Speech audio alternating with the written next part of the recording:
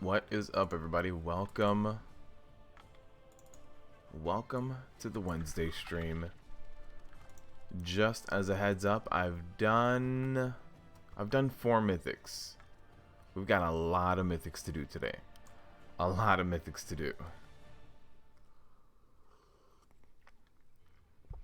Now this week I have gotten actually a few upgrades. Let me show you guys. I did get finally epic, and that was because I got these pants, I think. I don't know if they were pants or the boots. Actually, they were the boots. Haste first. So I have finished off my gear finally. Took a while, but I finished off my gear. Actually, these boots are better, and I forgot to save them. So yeah, we've got some upgrades. As far as from last week, the biggest thing that changed was Monday night. I actually hit Honored with Champions of Azeroth, and my neck went up a lot. My neck was like item level 330 or something. It was pretty bad. So it goes up by 15 item levels every time you jump up through one of these reputation levels. So that's important to know, and that helped me jump up. Also, I got best in slot shoulders yesterday. So these shoulders, where do they drop from? It should be, wait, is it from here? I did Shrine of the Storm yesterday, not that. Temple of Seth? Yep, they are from Temple of Seth. So important to know, like I've gotten some decent upgrades. Hello Epic, how you doing, man? Let me do transmog real quick with these brand new pants, and then we'll go start running some dungeons. Something else that you guys will see a little bit different on the stream. I keep getting a bunch of blue errors. I have a lot of really old add-ons that aren't even supported anymore. I need to get rid of them. So something else that you guys are going to notice is right above my name here, there's going to be like a list of spells that I cast. So when I'm running a dungeon, if you guys have any questions of when I pop Avatar, what do I do? Well, you guys will see that I Thunderclap and then do something else and Thunderclap. You guys are going to see all of my abilities up here. So that's something else for you guys to see that. Hello, Julia. You need to do Siege of Borealis? Yeah, I did that late. I got attuned to it Monday night, right before the reset. I got attuned to Siege. What's up, Demon Hunter? What is my item level, Cameron? It is 341 right now. I do have things like this belt right here is 345, but it's worse stats. With the 5 item level difference, I'll take the better stats. If it at least had haste in it, if it was even haste crit or something like that, I might equip it. But haste mastery is better than verse and crit. So this belt is 5 item levels higher, but the 2 worst stats for me. So this one is like a very minor thing. I think this would put me at 342. Yeah, 342. So all I need is a little bit more to jump up to 342. But besides that, I have a few other pieces just in case I need to do something or switch something around as the right traits get switched around or anything like that. So yeah, I do have a few other pieces kind of waiting. But yeah, right now 341, not too bad. Let's look for a group. The big one is I've done Untitled, I've done Underrot, Shrine, and Temple. So we can do King's Rest. We can do King's Rest on this area, and that's it. Then we can do all of the Alliance ones. So let's see what we can find, because right now we have a lot of things open, right? So here's a King's Rest group. Oh, here's a King's Rest group. Waycrest Manor and Temple of Seth. We're already saved to Temple of Seth. Maybe Waycrest Manor. Actually, you know what? Let's do a King's Rest. They did kind of change things around and kind of nerf things around, so hopefully King's Rest isn't that bad anymore. You appreciate it if you can get into SOV. You need all the guidance. Yeah, I've been getting footage. So great job with the stream countdown. Thank you, Mohammed. Thank you. So one thing, like these dungeon guides, they've been a little delayed, and that's because I want to say about a week before BFA actually launched. I have 2 hard drives that I record to, and a week before BFA actually launched, one of my hard drives started acting a little funky, and I wasn't able to record to the hard drive. I was able to read what's on it, but not record to it. And then a few days after, or maybe around the time that BFA launched, I actually wasn't even able to read from it anymore. Like it completely stopped. So about a week before BFA, I was able to access the files. And then it crashed, and I haven't kind of gone through any of the recovery process because it's a 4 terabyte hard drive that's going to take a very long time. So a lot of that beta footage I had of these dungeons is sitting in a hard drive that's not playing nice right now. Thankfully, I have another hard drive, so I've had to re-record everything and re-get all that footage as a DPSer and as a tank to get both of the mechanics. So I have been doing all that. So a lot of these dungeon guides, they have been taking a little bit longer than I'd like. Like yesterday, not Underrot, I was doing a Shrine of the Storm. That one's coming out next. Shrine of the Storm, I was trying to run it yesterday. I ran it with about 3 different groups, and we couldn't get past the second boss. So that was about like an hour and a half of just trying to push through the content. So yeah, I'm trying to knock out the boss guides as quickly as possible. What this means is that all of my raid test footage is stuck on that hard drive. So next week when the raid launches, it's gonna be fresh new footage. So that kind of sucks. Underrot tank trinket is good for warriors. Underrot tanking trinket is the second best trinket you could get before ULDIR. The second best one, Lucas, the best one you can get is a Taldazar from Rezan, and the second best one is the Underrot one. What is the add-on name? The add-on on top that shows like what I recently cast is called, that's not what I wanted, Trophy GCD. Trophy GCD. It doesn't work with everything. On Brewmasters, it's a little weird because on Brewmasters, if you do Rushing Jadewind, every single time it ticks, it pops up like if you cast it. So if you run Rushing Jadewind on a Brewmaster, it's going to look like you cast Rushing Jadewind every half a second. It's gonna look kind of annoying. All right, let me pull this guy. Is everybody here? Everybody's here. Rogue needs a buff. All right, we're good. But you guys can see charge also kind of messes up. Really? Cool. We're just gonna pull everything. This is not going to be cool at all. But you guys can see like what my rotation is when I pop Avatar. That's gonna be something that a lot of you guys have been asking me, like what I do when I pop Avatar and how I stay alive, because I treat Avatar almost the same as a defensive cooldown, to be honest with you. Oh, I got hit by that one. You can do King's Rest too. What about Motherload? Oh yeah, Motherload. I forgot that one is right where I'm standing in Zandalar. Or in Zuldazar, rather.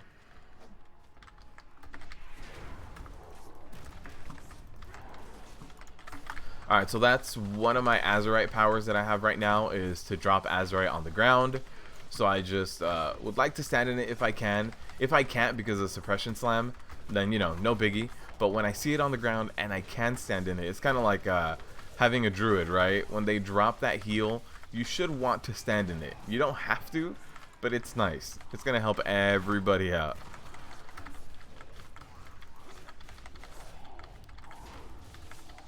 Prot warriors and druids are sadly the lowest tier tanks. Yeah, Jared, unfortunately. It looks like Mythic Dungeon having a tank drought. Yes, there is definitely a tank drought right now. There most definitely is. Alright, hopefully everybody makes it. Okay, I was going to say, I hope this guy doesn't just ring the gong just instantly.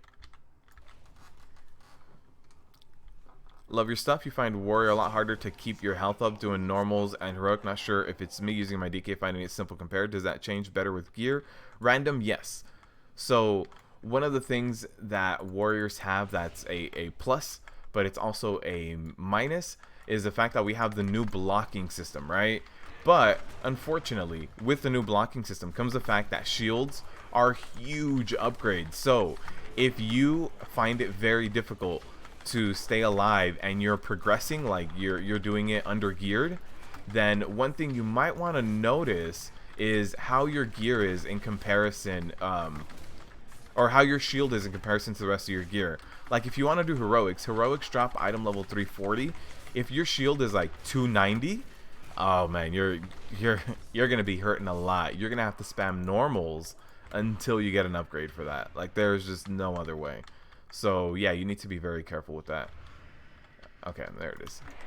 I just wanted to get healed up a little bit more above that. Alright, so with these guys, I'm gonna have my spell reflect ready. That gust slash is going to be not impossible to avoid. It's definitely a little bit more difficult as a tank because sometimes it targets you.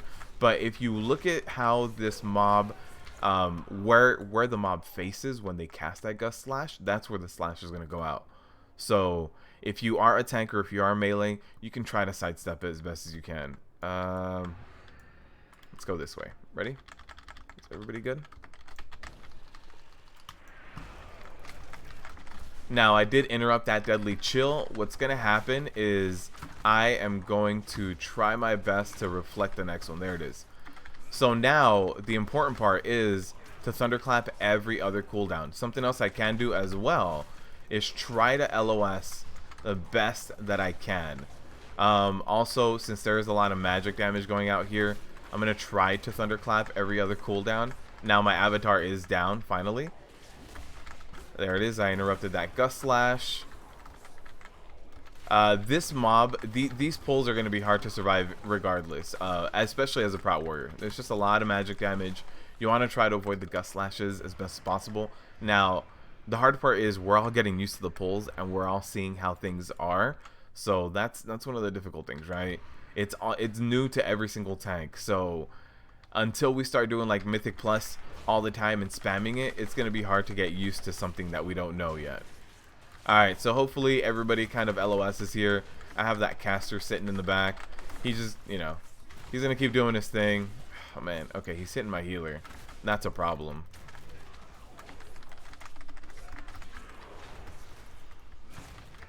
Alright, there's the deathly chill. I can reflect that. I don't want to get hit by the gust too much. Let me pop and ignore pain. Alright. So not terrible.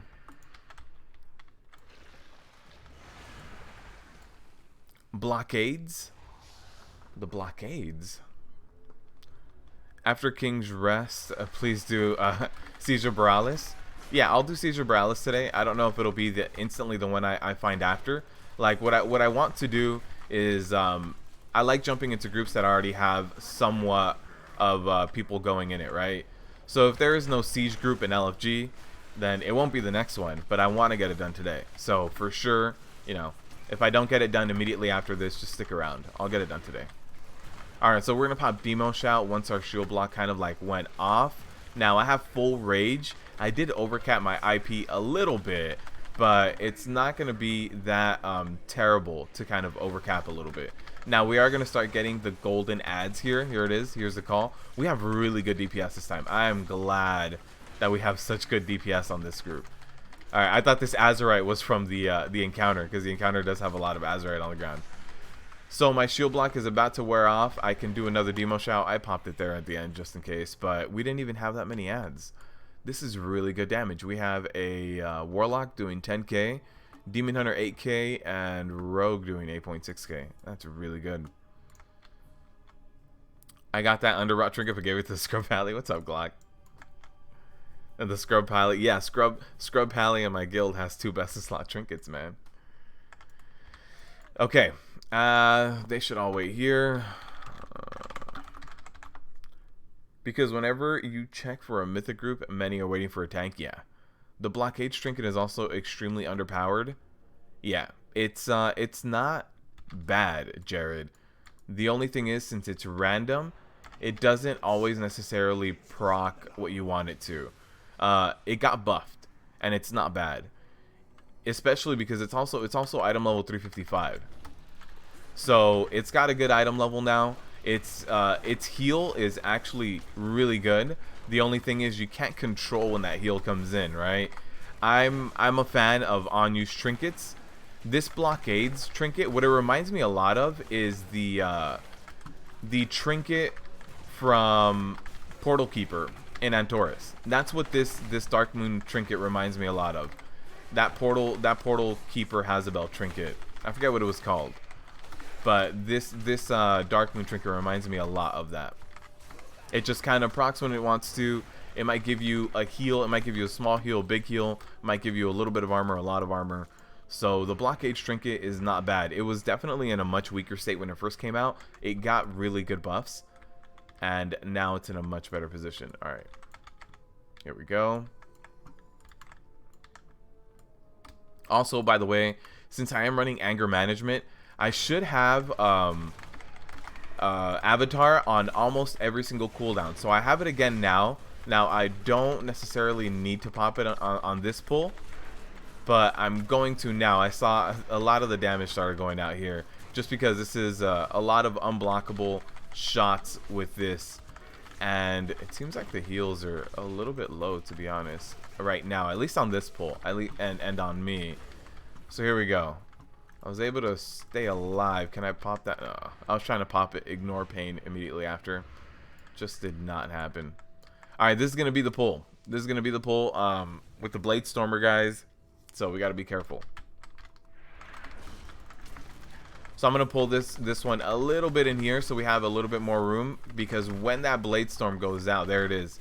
I want people to kite and to have the ability to kite. So that's always important. I'm gonna pop my fear there.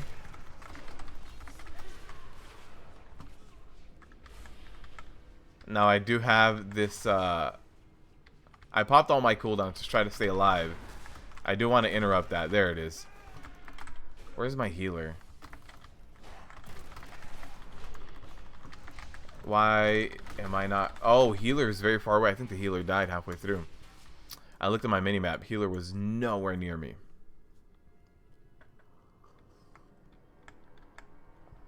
You're learning English. Sorry about your grammar. Yeah, no problem, Lucas. Don't worry about it. Lucas, where are you from? What language do you speak, rather? Blockade Trinket is extremely underpowered. I think it's a lot better now, but yeah. Afternoon. What's up, Boltstar? How you been, man? You were getting a bit disappointed with your warrior tank, and will continue to upgrade the gear. Shield is the biggest upgrade you can get. Like, your shield is going to mean a lot to you. That being said, your warrior is going to play a lot differently than you did in Legion. It's very, very important to note that your shield block is crazy powerful, okay? So when you're like worried about taking too much damage, shield block is so powerful. Like, don't underestimate blocking. So when you start taking like high amounts of damage from trash, if you don't have shield block, you might go down. You need like shield block. You need a demo shout. You need a few things up in order to survive. But yeah, you're going to be run anger management and rotate your cooldowns. Run anger management and just have a cooldown up at all times. Trust me. Also run bolster. Run bolster and anger management, and you will have enough cooldowns to have up all the time, and you're gonna be okay. It's not the best. If you really want to like transfer over and play a DK instead, I don't blame you, because that's gonna feel better and you're gonna feel tankier without having to constantly think about cooldowns. But as a Prot warrior right now, you have to think about cooldowns, and don't treat them as these big expensive cooldowns. Demo shout, if you run anger management, is gonna be up like every 30 seconds. 30 seconds, and your average pull is probably going to last 30 seconds. So every single pull, you can pop a demo shout, you can pop an avatar. So use your cooldowns, use them, or else you will go down. What's up, Meatball? You've been having issues keeping threat as a Prot warrior during times of high damage, having to kite any mobs. You shouldn't have to kite any mobs like immediately. But the biggest thing I can tell you about rage generation or threat generation is that your shield slam and your thunderclap do really good threat. Those are your two main threat generators, right? So like right now, also you can't kite if your mob is very high up, right? So if your mobs are like above 80%, you probably can't kite them. So once a mob is at about 60%, that's when you can start kiting. Like, you've done enough damage in there to kite them. Also, if you're having a lot of issues holding threat in AoE packs, run Unstoppable Force and get your thunderclaps in. Don't just run Unstoppable Force and thunderclap once every 5 seconds. If you're running Unstoppable Force, use it. So let me show you guys right here. I'm gonna pop my avatar, thunderclap, shield slam, thunderclap, revenge, thunderclap, shield slam, thunderclap, revenge, thunderclap, shield slam, thunderclap, revenge, thunderclap. Oh, I hate IP. Thunderclap, thunderclap. Like, you have to, if you use those thunderclaps that you're getting via Unstoppable Force, you're not going to lose threat. Like, there is no way. There is no way someone is going to be able to pull off of you if you're spamming that thunderclap every other cooldown. And if you have Unstoppable Force, you get a thunderclap every other cooldown. Now, my healer did go down to that. I guess he stood in a puddle. What is the best in slot trinket right now? For Prot Warriors and Prot Paladins, both of the shield-wearing tanks, it is the Haste Trinket from Rezan. So that is the best in slot trinket for shield-wearing tanks. I don't know if all the other tanks have it as well. It's haste heavy. That's probably why. Blizzard finally blessed you with weapons. Congrats, Adiam. You have Blockade and Fathom for your bear right now. I have Blockade and I have this guy. I don't like the crit on it. That being said, it is Titan Forged to item level 350, so the proc is really high. 707 strength. That is a very nice proc. The crit, you know, I could use any other stat other than crit, but yeah, the proc is just nice. Your warrior tank is 339, item level 340 every slot. Your shield is only 300. Can't get an upgrade. You feel like you get hit so hard. You probably are. Running mythics with an item level 300, that's not even a normal shield. Normal would be 315 or 310. I would highly suggest, Dylan, to run normals. Just run spam normal Untitled. Untitled has your best in slot shield. If you get tired of Untitled, then you can also run like Temple of Seth and Motherlode and, you know, which one's the other one? There's one more that has a shield. Temple of Seth, Motherlode, and I can't think of it right now. Toldagor, maybe? But yeah, just spam normal Untitled, man. Spam it, because shields are a huge upgrade.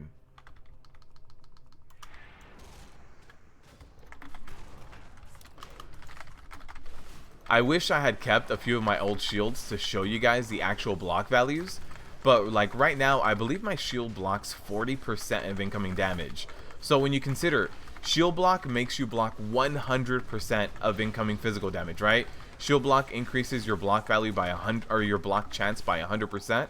So 100% of things that are blockable are being blocked when my active mitigation is up. That means that when my active mitigation is up, blockable hits basically are shield walled, right? Shield wall is 40%. My regular block is 38%. My regular block is a shield wall for only those blockable abilities, right? Okay, okay, they're gonna take, okay, cool, they're splitting up. It's like they know what's going on. Your bear is 338. Guess you could try a few mythics. You should. It's gonna be very hard for you to get any upgrades without running mythics. So one thing you'll notice that I'm running Unstoppable Force. Even though I'm on a boss, I know Thunderclap generates so much threat that I spam Thunderclap every other global cooldown. So you guys can see my globals being invested over on the top of my screen. Now my avatar is done, so I'm not doing it every other global. But you guys can see that I definitely try to use it every single time. I believe it's this one. There it is. Somebody broke him out.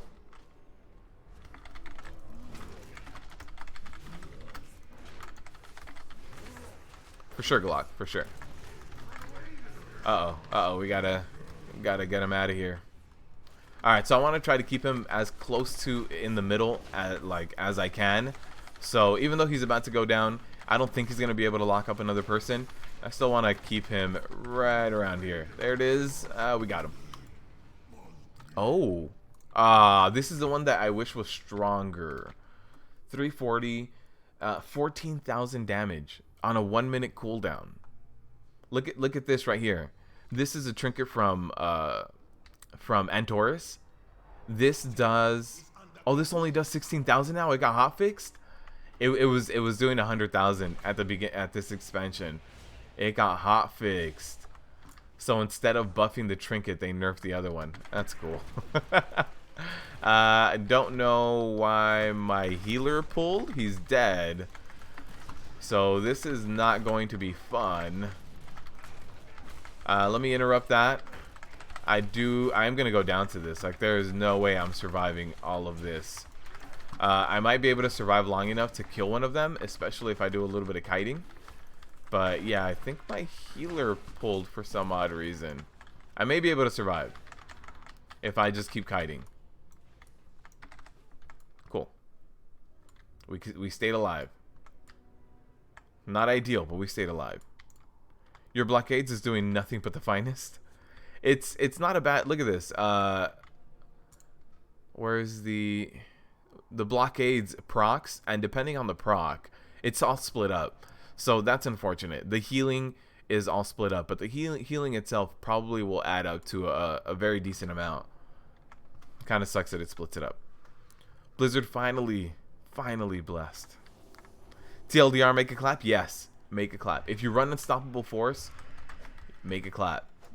Because or else you're spending a talent point and not using it. It's a heavy investment. The regular warrior kit right now is not as strong as you might think. So talent point investments are a huge deal.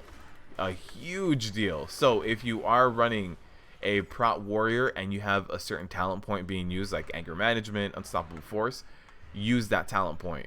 It is such a huge investment.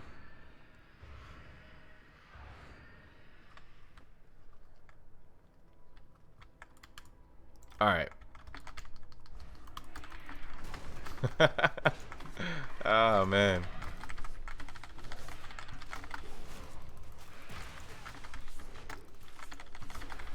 You said Underrot has the second best trinket. What do I think about the recent Horde emissary quest? It's basically the same as Underrot, but it's verse instead of mastery. Yeah, that's what makes it not as amazing. The fact that it's verse instead of mastery. I have it in my bags. It's not bad. If you have it and from here till when ULDIR launches, you don't get the other one. It's this guy right here. If you only have this one and you don't get the other one, then you know this is gonna be great. This is also just a random proc. You know, this procs randomly whenever. So I don't know what its procs per minute are, to be fair. And the Underrot one you control. So that's also something else that's a little bit different. The Underrot one, you can treat it as a defensive cooldown because when you get extra strength, your ignore pain gets better. So you can actually kind of time it at the right moment to supplement your ignore pain to take less damage. So that's something else that the Underrot one has that's above the emissary one. That being said, if all you have is the emissary one, it'll work out just fine. All right. These are the guys that are going to hit really hard. This is the guy with the bleed here, the berserker. Let's jump in. Hold threat. Now, I might not be taking every single bleed because it is a heavy cost. Here's one of the bleeds. There's the leap. I don't want to take 2 stacks of the bleed. It's a lot better to spread it out. It'll just, you know, kill your tank if you're not careful. All right, so again, I can take one of these bleeds, which I just took right now. There's the leap. Let me go ahead and let that go on someone else. And then he'll run to me.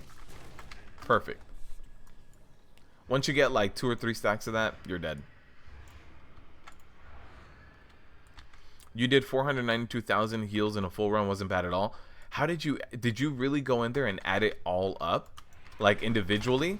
Because mine is splitting up that trinket depending on what buff it gave me.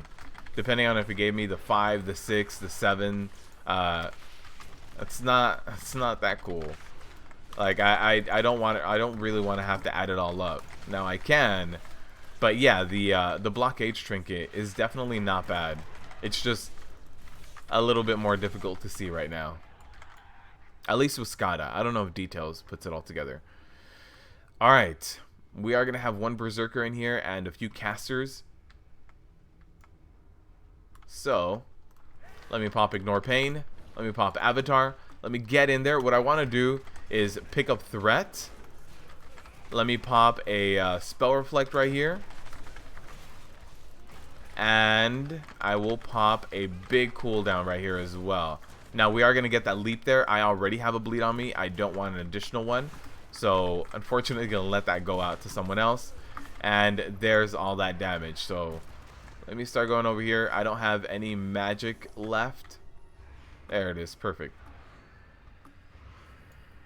Alright, we're good. We stayed alive. One of those bleeds and all that magic damage. It's a killer, man. Use the calculator. Wish it was combined. Oh, okay. Yeah, it's definitely not a bad trinket once it got buffed. Before the buff, you could argue that wasn't the best trinket, for sure. But now that it is buffed, it's not bad. I like it now. It also really helps get your item level up as well, just because it does have that 355 item level. Let me try to not get this bleed on me. Oh, I have 3 of the bleeds. Oh no, I'm gonna die. For sure I'm going down to 3 bleeds. Yep.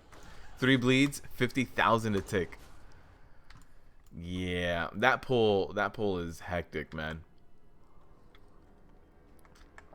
Which one is better, Skada or Details? That's, you know, it honestly, it doesn't really matter. You can pick either one. To me, they're both very similar. That being said, it's just a personal preference. There are some people that like Skada. There's some people that like Details. You can run multiple windows on both of them, which is what I really like. They're going to show slightly different things. The numbers might vary a little bit, but to be honest, meters are just there for you to get like a decent sense of what's going on. So in terms of which one is more accurate, I don't know. I think they're both pretty damn good. You're gonna get like more than 90% of the way there using either one of these two. So whichever one you want to use. Details is better. Yeah, it's one of those things.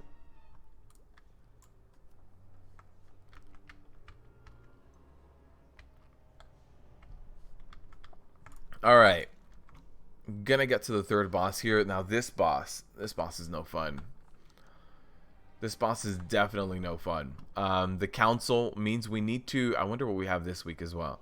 We do need to interrupt the Poison Nova, take care of the Exploding Totem every single time it's up, and then get the Interrupt Totem. But the Poison Nova will be one of those things that's going to hurt a lot, and so will the Explosive Totem. Those are the two big things. We have the first guy up, which is not bad. This first guy up just means that we all need to run in the same location and split the damage. Alright. Make sure everybody's here. Everybody's ready. As soon as everybody steps up, kill Fire Totem first. Yeah. Skada's more accurate. You see, that's one of those things. Trash says Details is a lot more accurate. Someone else says Skada. It's gonna be one of those debates where you know, honestly, like I said, whichever one you use, it'll get you more than 90% of the way there. So regardless of which one you use, you'll it's a good thing that you're using either one, and you're gonna know the important information will be there for you. Details overall is better for you. Yeah, it just depends. All right, let me go ahead and just interrupt that for now. Let's put him into position. Perfect. So we do have to watch the barrel through. It's gonna come out. We do need to be very careful when that does come out. My interrupt is almost out. There's the barrel through. So what I want to do is stand in place. There it is. This guy knows exactly what's going out. There it is. Call the elements. Where is the explosive? I hope it doesn't go off. I hope it doesn't go off. Nice. Alright, lightning bolts. Let me go ahead and interrupt that whenever I can. No big deal. This is one of those that interrupts the spellcasters. I hope somebody gets that poison over. Perfect. I had just used my interrupt for this guy's cast, so I didn't have anything ready. Pop spell reflect, get that lightning bolt back onto him. Nice. And I do still have Avatar and Unstoppable Force, so I'm going to keep spamming Thunderclap even though there isn't anyone up to keep generating that rage, making sure that I can pop another ignore pain as soon as possible. Alright, so let's move out. And one thing that you should do with this boss is you should always... Oh, where is that boss? Nice. You should always try to place the boss at the same location or in a very similar location so that the axes don't overlap, right? So the boss threw out the axes from right here. I'm going to stand right where he was. Now the axes will never touch that location again, right? Look, axes go out. Let me go back, standing exactly where that boss was. Perfect. Let me pop a demo shout as well, and this is going to be the end of this boss. Nice. Perfect. I don't know why that guy spawned again with HP. That was kind of weird. Give me some loot. Give me some loot. Oh, nothing. Why is trash harder than bosses in BFA? That's how it was in Legion as well until Mythic Plus came out. Like in a regular Mythic 0 or a regular key without Tyrannical, trash is more important.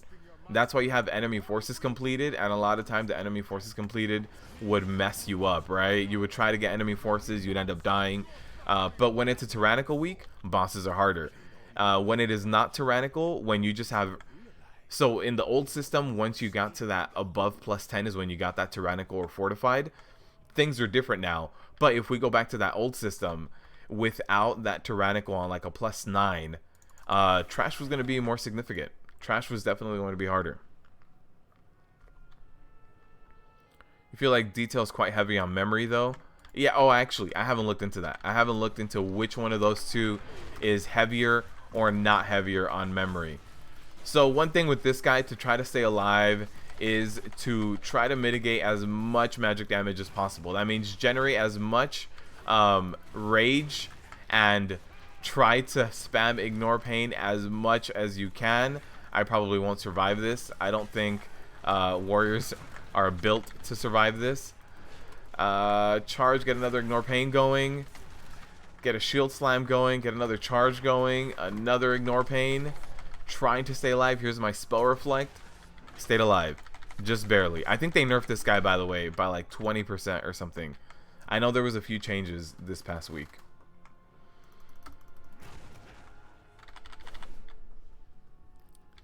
Details allow you to compare specific spells and abilities versus others when your class and spec. Oh, okay.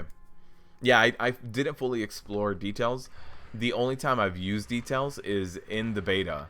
So I had never used details before, so I don't know all of the functionality with details. Buff, please. Yeah, I got you, man. Alright, everybody's here. Let's let my healer mana up. Healer's good. Let's do this. This boss was insane. Week 1 axes the whole fight. Yeah, it depends on what spawns on what week, right? It's kind of like Freehold. It's going to be different every single week. Alright. There's the defensive. When that combo goes out, make sure you have shield block up. It's important. Very important. So now I don't have another shield block like ready. Now I do. So now with that combo goes out on me right now, I'm going to be good. So that combo is going out on me. Let me just go ahead and make sure I'm blocking because... yeah, that combo is deadly if you're not careful. Perfect. So remember, DPS in this group is very good. Let me pop bolster for this one and make sure I block the whole thing. My shield block wasn't going to last the whole thing. And now we can kind of relax. As soon as that guy goes down. There it is. Quaking Leap. We're good. I'm going to pop a demo shout when this combo goes out on me right now. So make sure I have that ignore pain and that demo shout. Still put in a lot of damage. I didn't think I was going to need to pop shield wall, but I probably should have. Also, what changes is the way that the spears kind of go out. There's the combo, by the way. I do want to block that. Blocking is insane when it comes to damage like that. Physical blockable damage. It's really, really good. Just your regular shield block. So there it is. Let's start backtracking. Now I want to be careful with the blade combo. Alright, so now that the blade combo kind of went out, I can kind of move around a little bit more. But when that blade combo goes out, make sure you face the boss and actively block. If you give the boss your side or your back, you're not going to be blocking anymore. So when things like that happen, it's not acceptable too much to give your back to a boss. If you're doing it for a split second, maybe you can make the we got no loot this run. You can make the argument that you're only doing it for a split second, but to be honest, you probably shouldn't be doing it. So make sure that when that shield block is up, you are facing all the mobs. All the mobs that are going to be hitting you are in front of you, because or else they're just not being blocked and you're wasting your time. Recount is greater than all others. I used to like recount way back when. I don't like it anymore. You can't open up multiple windows. I'm just not a fan of it. There's a similar mob in Shrine of the Storm after the second boss keeps spamming spells. Yes. You need to interrupt, Epic. After the second boss, the Shrine of the Storm boss, you need to interrupt that boss. Also, after that second boss, you might be going right and hugging the wall. Don't do that. Go left. If you go right, you get the one caster that's spamming spells, and you get 2 other elite adds that do a ton of magic damage on your tank, and your healer is going to be stressed out, won't be able to keep everyone up. If you go left, all you get is 1 elite, and it's the guy who's spamming a lot of stuff. So I highly suggest going left instead of going right.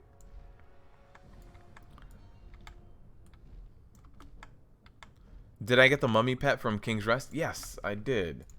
What's its name? Mimi. Yeah, I got the pet. Oh, let's revive my pets as well. I've been doing a little bit of the pet battling world quest as well, trying to build up a little bit more rep when I'm on. Honestly, for a Prot warrior, does race matter? Horde side, you're an orc and you're thinking High Mountain Tarn or Goblin for haste.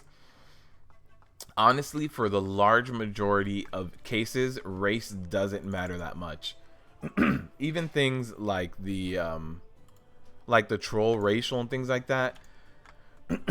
Overall, over the course of like a whole fight, over the course of a whole fight, over the course of a PvP encounter, over the course of like a big thing, most racials are only going to be like a, I don't know, 2% difference or something like that. So honestly, don't worry too much about your race. I play an undead, and the only benefit I have as an undead is that I can break an extra fear. So when I run a Taldazar, I can Berserker Rage, and then Will of the Forsaken, and Berserker Rage again. I can break 3 fears back to back. Is playing an undead beneficial? No, but I really like playing an undead. If I was trying to go min-max as a tank, I would be playing High Mountain Tarn. High Mountain Tarn has a non-DR stun. Their charge is a tiny mini stun. So if your interrupt is down, if your spell reflect is down, you can get your charge, your High Mountain Tarn charge off. It's a mini stun to interrupt, and it also gets you a good distance away. It can be used for kiting. It can be used for getting out of things, getting out of pools that you're standing on, getting past barriers. Like let's say there's a pool on the ground and you want to get past it with only having it tick once. You know, that's how you do that. So it's probably the better mix that I know of. High Mountain Tarn and like a warrior. Blood Oath for the Purge is nice. Blood Oath for the Purge is nice. The Purge is gonna come in handy on. The Purge is gonna come in handy in Underrot and in King's Rest. Those are the 2 very specific ones that I know of. I'm sure there are other instances. I'm sure there are other pulls out there that like enrage and do things that way. I can't think of too many of them. Oh, I went to the wrong place. We're gonna do Toldagor next, by the way. You want that pet in your life now? Do I have a link to download Weakauras you would like to try out this week? Government, let me get you a link, my friend. Yeah, let me get you a link.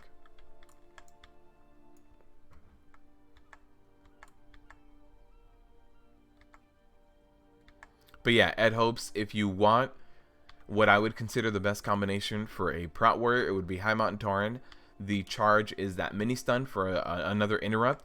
It basically counts as magic mitigation if you cancel their stun. I mean, if you cancel their cast by stunning them, by mini stunning them. So it's good on that in that way. And it also helps you kind of kite, move out of things, jump over things. So yeah, a lot of the little things with the High Mountain Tarn. You can be a Maghar soon as well. Yes, Maghars are going to be cool. Let's see, where are my Weakauras?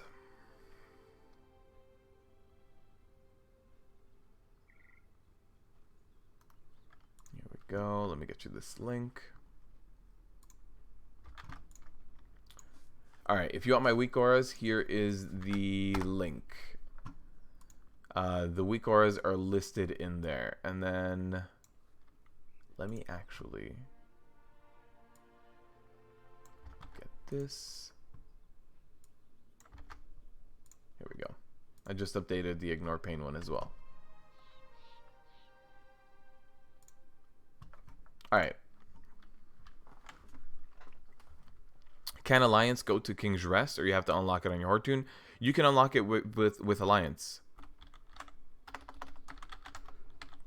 So if once I hit 7,500 with Honor Bound, I was able to complete my war campaign and unlock Siege of Borealis. So as an Alliance, if you want to unlock King's Rest, you get to 7,500 into Honored with the 7th Legion, I believe it's called for you, by doing world quests in Zandalar. And once you hit that, go do your war campaign. So you'll find your war campaign. You know, I don't have any more quests for my war campaign, but you'll find your war campaign and just complete your war campaign. And after a certain point, you'll get a quest that the reward says unlock King's Rest. How's the gear since Friday, Shmagegi? It's going up. It's going up there, man. 341. I got better pets. I finally got some mythic boots. With those mythic boots, I did manage to get my epic achievement. So it's getting better. It's getting better. I also have best in slot shoulders now with the Trinket, the Azurite trait. Sorry. So the Azurite trait on that is really good. So at this point, it's more of like hoping for Titan and Warforges, to be completely honest with you. Sometimes people don't know the ads in King's Rest melt with Arcane Torrent. Yes. Yeah, Demon Hunter. I agree.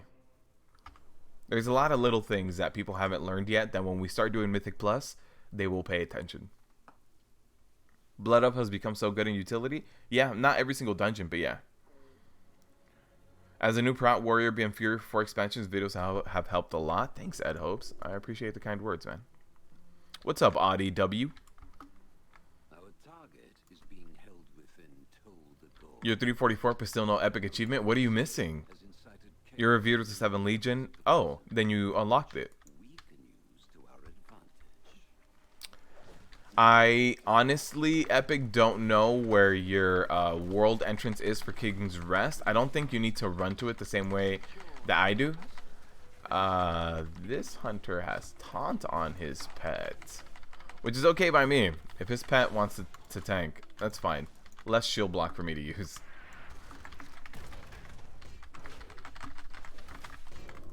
It's important with these like crabs. They hit hard unless you're blocking them. Like if you're blocking all their attacks, they're fine. So make sure you have your shield block up. Make sure that you're facing in their direction, and you'll be fine. The rings, item level inflated from Titan Forges. Oh, if you have even one Mythic 0 quality ring, what you can do is make sure you equip it in both slots.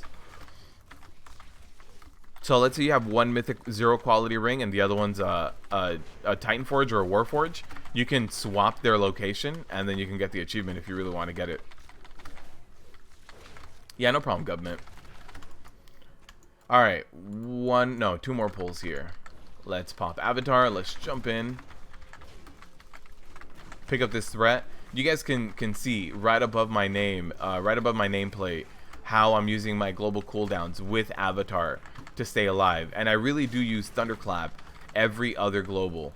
It's important to note that if you have Unstoppable Force, it's so important to use it. And then if you really want to stay alive while having unstoppable force, then you do Thunderclap, IP, Thunderclap, IP.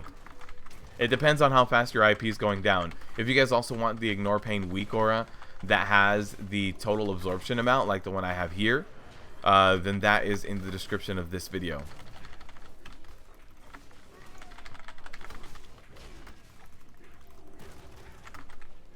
Alright, let me throw out a stun, because my shield block was down. Now that it's back up, we're good. We can stay back in it.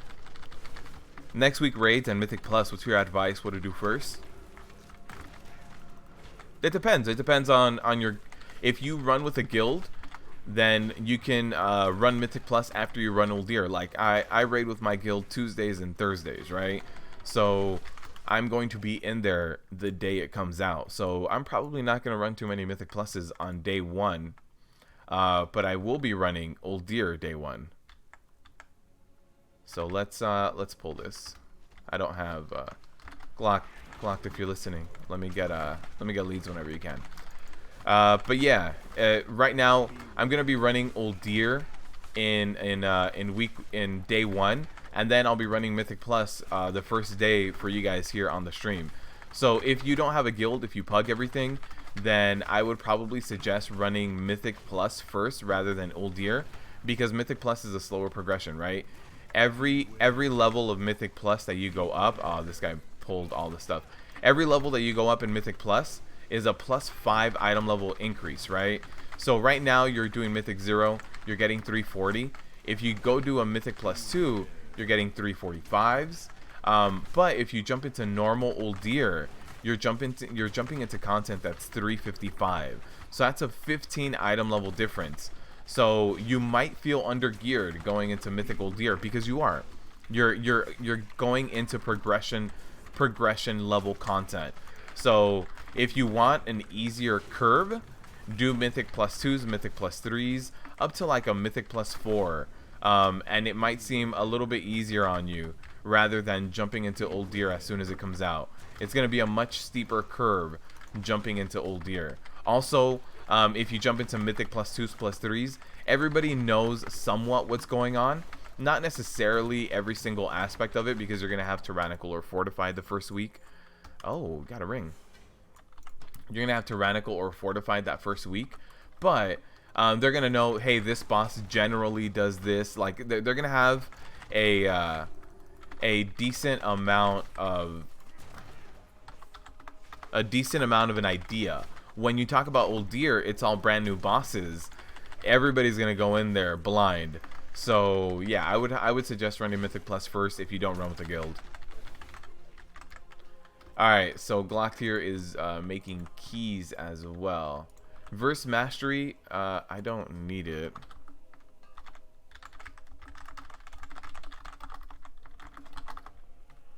Nice. We got some keys here. Thank you, Glock. I appreciate it. So with these keys, you can just skip stuff. Prot Warrior, you are a dying breed? Yes. Yes, I am. Wait, somebody got a belt? Ooh, 340 crit mass. I don't think I need that. No. Okay. Alright, so skip the decent amount of trash. I think we can CC this guy. Alright, we're good. We can just pull him too. That's fine. The rings, the item level inflated, both still 325. Is that because I'm showing you how not to play? What? What?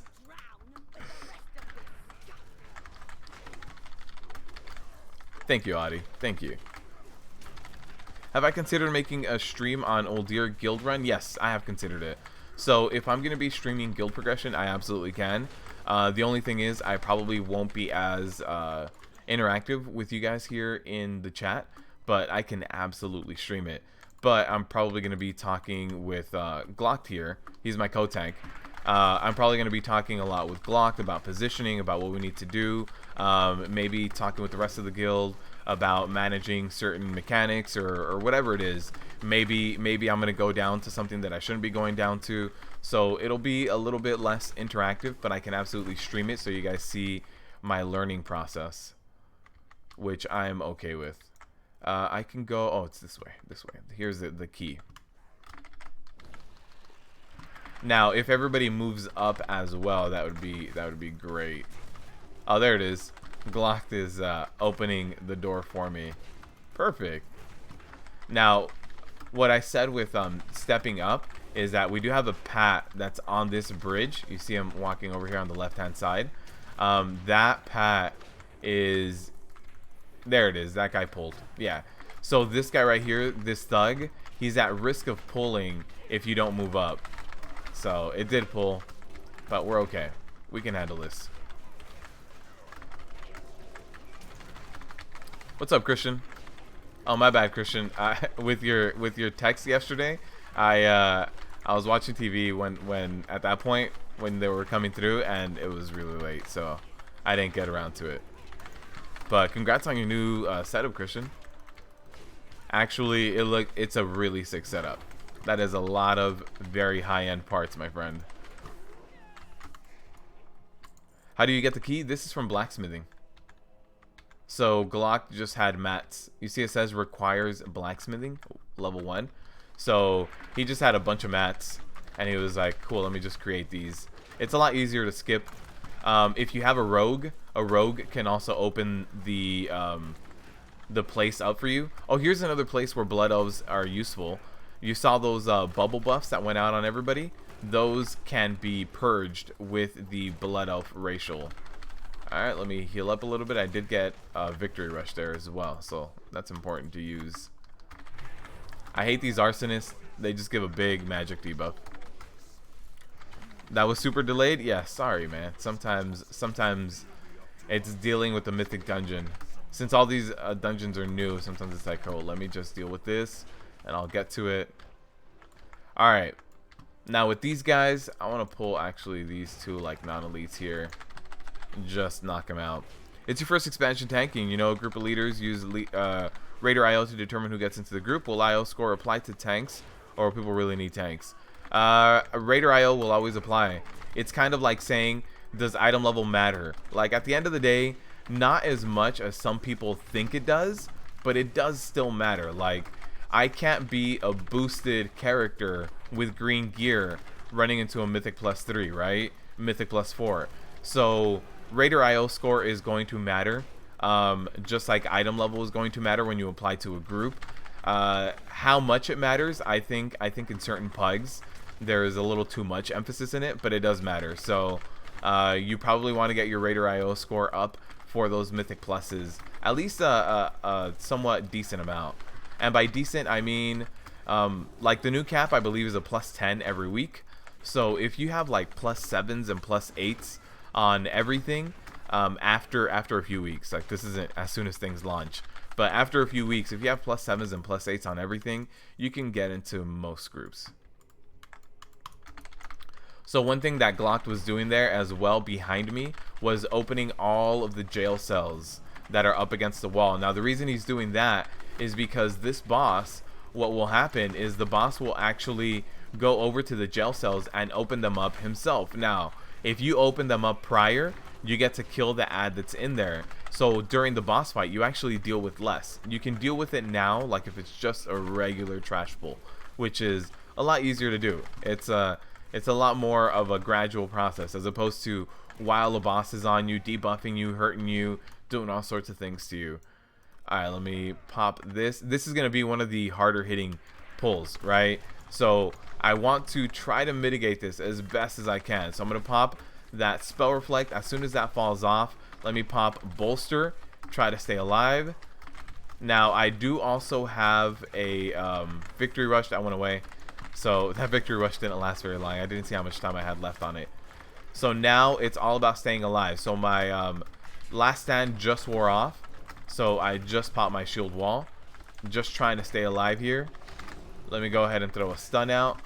And then I'll pop Avatar. And just start doing that Thunderclap rotation that I mentioned earlier. Thunderclap, every other cooldown. Thunderclap, Ignore Pain.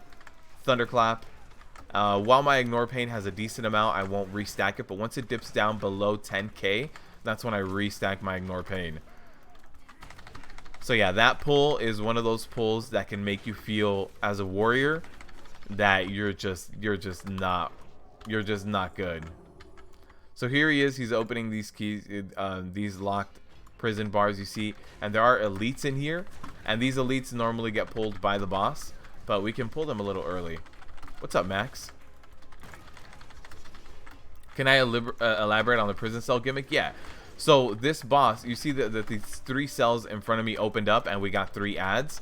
This boss will run through this area and spawn these ads in the middle of the boss fight. So now when we do the boss, he won't have any cells to actually go through.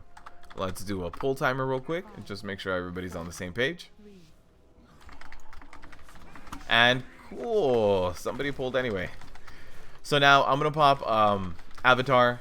I'm just gonna keep thunderclapping every other cooldown, and let's just go ahead and interrupt that.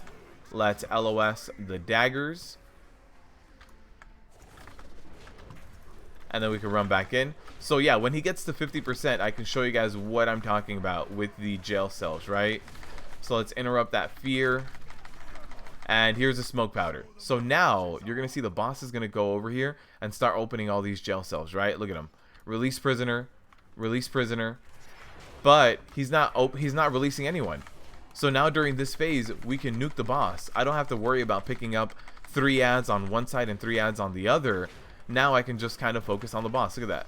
There's no ads here, no ads here, no ads here.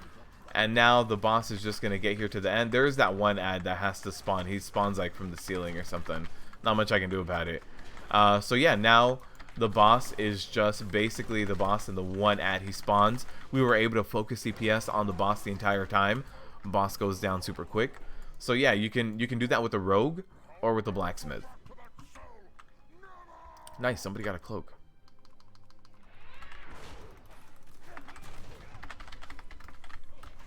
How are the drops going? Today, nothing so far really. We've gotten a ring, but it wasn't an upgrade. Scribes also make unlock scrolls. Nice. So inscription can also make it. Spamming rip raid. Classic Glock opening the door for. Oh no, man. Also, Jewel Crafter can make a gem pick to open it. Okay, so a lot of crafting professions can do things to open up these gates. Tell your lock to use Fell Hunter to purge instead of negligible AoE damage. Mechanics, Minky, I don't know what you're talking about. Mechanics are not on the damage meters, so I don't care about them. I don't know what you're talking about. I don't know who this warlock is either. I'll just let him live his best life. All right, so thunderclap every other cooldown. We've got the avatar going. Let's make sure that I keep a decent ignore pain going. So when I pop avatar, I'm not going to have any issues holding threat, which is why when I pop avatar, I have more freedom to use that ignore pain because I have open global cooldowns. Can I open this door? I can. Perfect, because I don't like that pull. I'd much rather pull this one guy.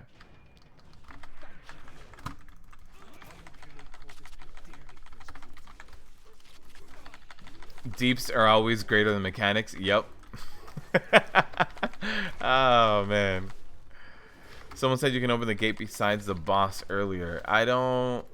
Huh. I hovered over it. It didn't seem like it.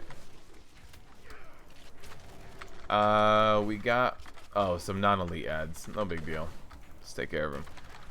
You were camping the auction house. You've been lucky with BOE drops. Yeah, you were, Max. Max has gotten like 4 120 BOE world drops. It's ridiculous. Oh, the lock pulled this guy. We were gonna skip this guy and he was CC'd, but the lock pulled him. Revered rep gears, 2 dark moon trinkets, epic. You must be swimming in money, man. 2 of them? It's a lot.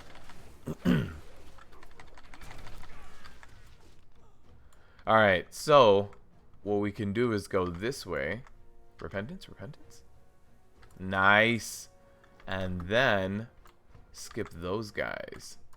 And then we've got a few guys over here. They're not that bad to deal with, to be honest. Let's throw out a, oh no, I was going to throw out a Devastator, but I don't have one. So let me actually go over here, LOS them. They should be coming to me. I can pop Avatar. Oh, we got to pull behind us as well. Uh-oh. This is really going to hurt now. So let me actually LOS. I am LOSing my healer as well, but as long as I'm not taking damage, it won't be that bad. So now here it is. We've got all these guys up. I'm going to try my best to like spell reflect them as best as I can, but the pull ended up being a little bit bigger than it should have. Oh no, oh no, oh no. Alright, we're good, we're good. Let me get an interrupt. And we stayed alive. We're good. You made 3 million? What? Came into BFA with only 100k? Did you just do it from gathering professions, or how'd you make 3 million? That is a lot of money, my friend. Alright, so one thing I want to do is LOS this guy, right? Now this pull unfortunately got pulled, but let me go over here, taunt this guy off, and I'm gonna try to LOS the other guy. I should have enough threat built on him as well for him to actually come all the way over here. Even if he does his targeted ability where he tries to apply a burn to me, it shouldn't hit through the wall. There it is. Here's a suppression fire. It is going to target me and it'll hit the wall, but there it is. It doesn't actually apply the debuff on me, but people can actually easily dodge it by me going into the wall. Okay, that was a lot of overpull, but we're good now. We're good. We can keep going. 3 mil. 3 mil is almost enough to buy the long boy. Are you kidding me? Alright, so hopefully, there it is. Glock is going to jump into that gun. And let me interrupt the handcuff. And now it's just all about Glock DPSing him down. Now I did spam taunt on this guy, trying to stick him to me. And there it is. Glock is just going to just hammer these guys down. There it is. I don't need to do anything here. It's a lot. The tower, the cannon, is a lot more DPS and threat than I can ever deal or pull. So at this point, it's just about the person in the cannon and having them do the work. Crafting gear, leatherworking. Oh wow, that's a lot of money made through leatherworking. 3 million with only 100,000 going in. Good job, Epic. That's a lot. But yeah, right here it's just, you know, person with the cannon. The more familiar a person with the cannon is with the cannon, the better of a time you'll have here. But it was on 1 week you made most of the gold. Now the price has dropped a lot. Yes. So I've been seeing a lot of the crafting stuff isn't going for nearly as much as it was before.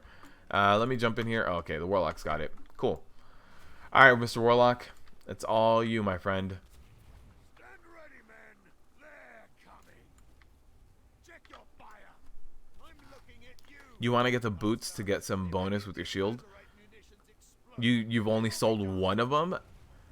Man, that's the thing. I haven't gotten any BOEs, but if I would have gotten some, I would have sold them as quickly as possible to make as much money out of them.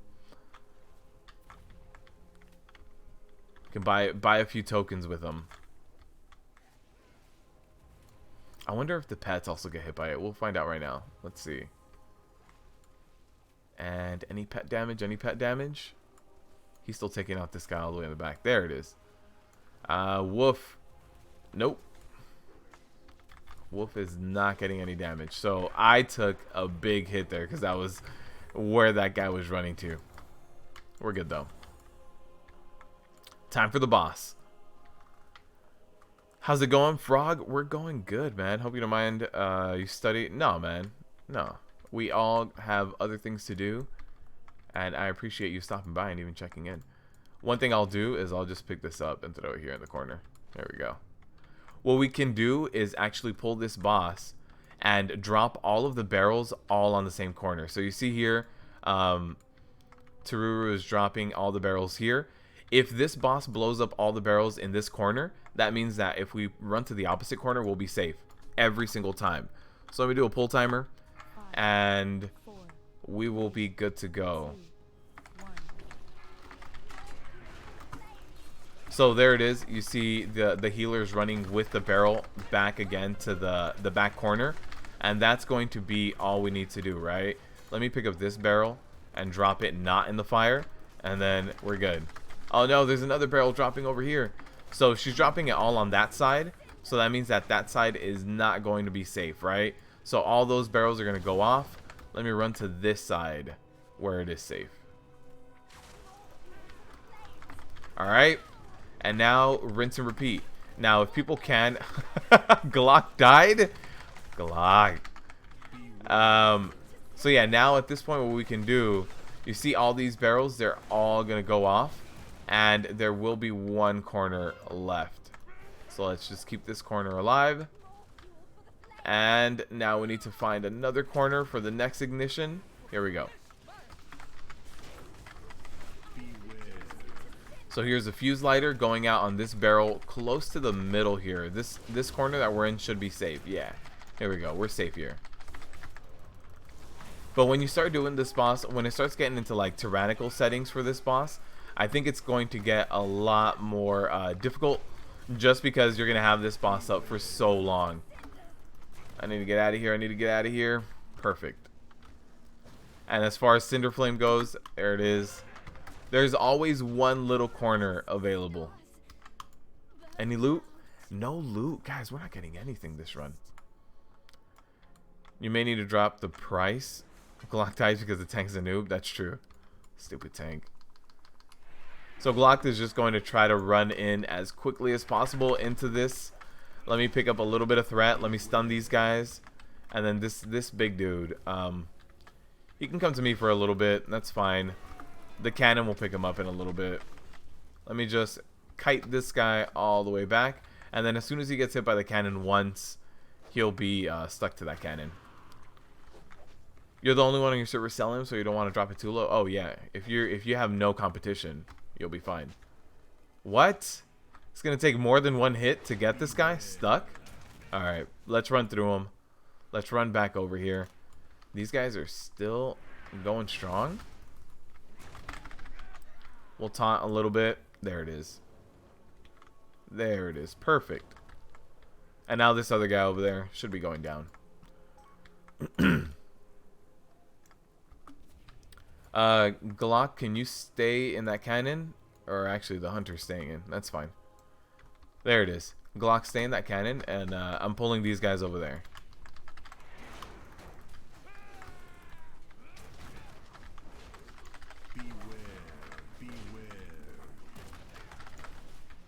Alright, so now here we go. We're going to have a little bit more cannon action. It's faster to jump into the cannon than to have your group actually take them down.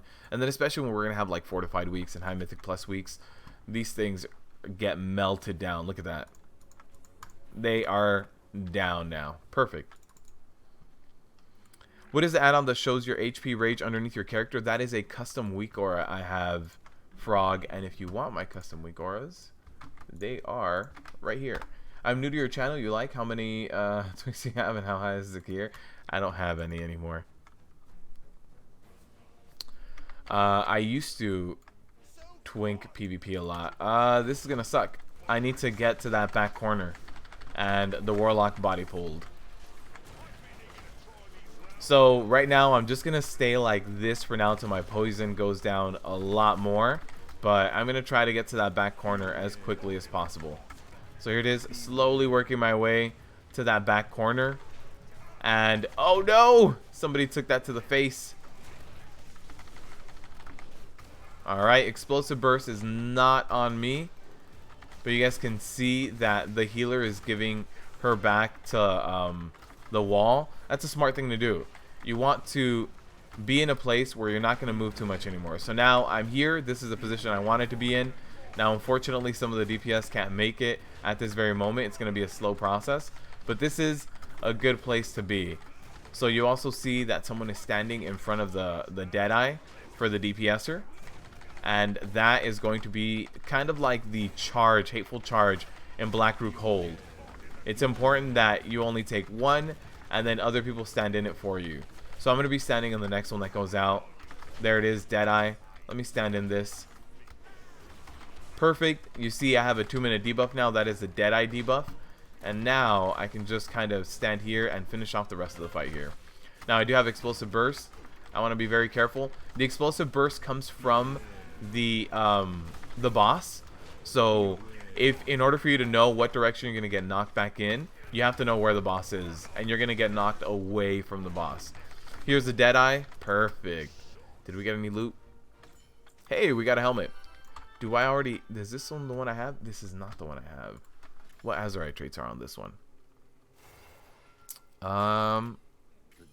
That is not a good Azurite trait for me. Reduces damage. Enemies deal to you. Yeah, I'm not crazy about that Azurite trait.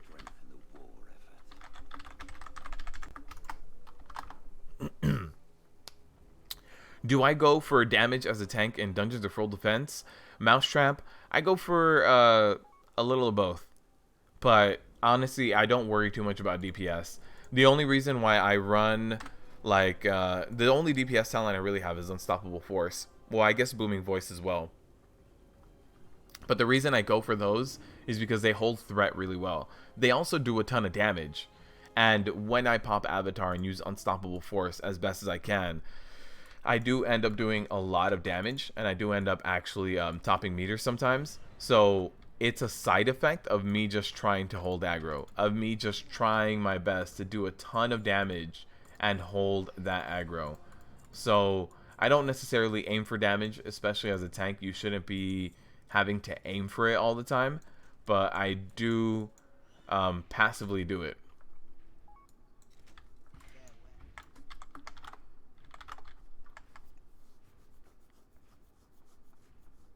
Crafted stuff flooded the market on your server? Yeah. You sold male gloves, you're wearing rings and legs and got the leather legs, can't seem to sell. Oh, you're still trying to. Once the raid opens, you're going to lose even more. Yeah, the BOEs need to be sold now. Thanks for the sub, by the way.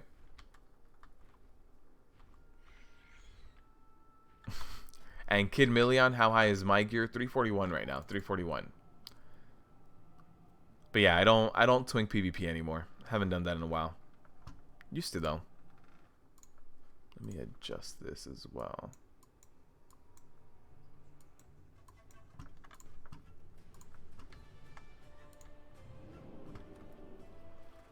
Didn't mean to take the portal back. How do you figure out which cannon is firing when they're above the screen vision level? What do you mean? Oh, if you stand where I stood as a tank, the cannons don't fire in that direction. So if as a tank, I know it's not the prettiest camera angle to show you guys, but as a tank, if you stand in that back corner, the cannons do not hit you because they don't aim in that direction. You love the Azurite trait that gives 10k health? See, those Azurite traits,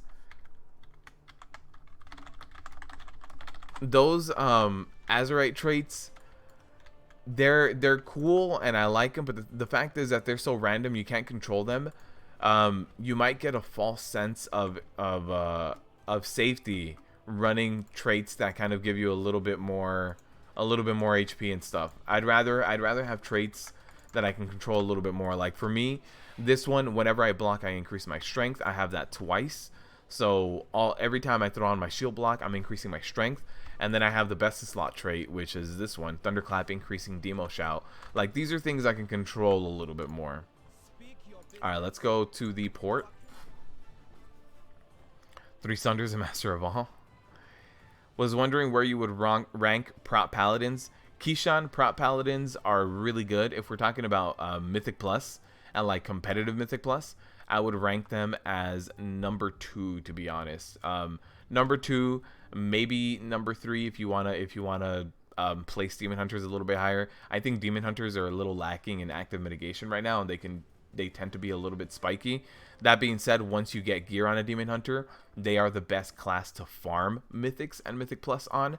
But when we talk about like MDI and pushing well above your gear and pushing super high keys, I think Paladins are number 2. I think DKs are number 1, Paladins are number 2.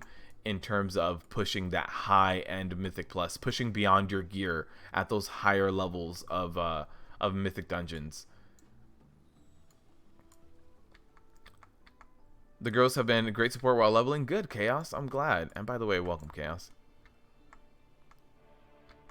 Will I do some raid guides? Yes, Kinmillion. I am going to do raid guides. I was commenting earlier, I lost a lot of the raid footage I had from the beta, so I need to just get on it. As soon as ULDIR launches, that's when I need to kind of jump back on that. Let me actually find a group for the for Motherlode. Or we can do Siege. Let's do Siege. Link achievement? What? Why? Why do you want me to link the achievement that I already did it? Let's do this group.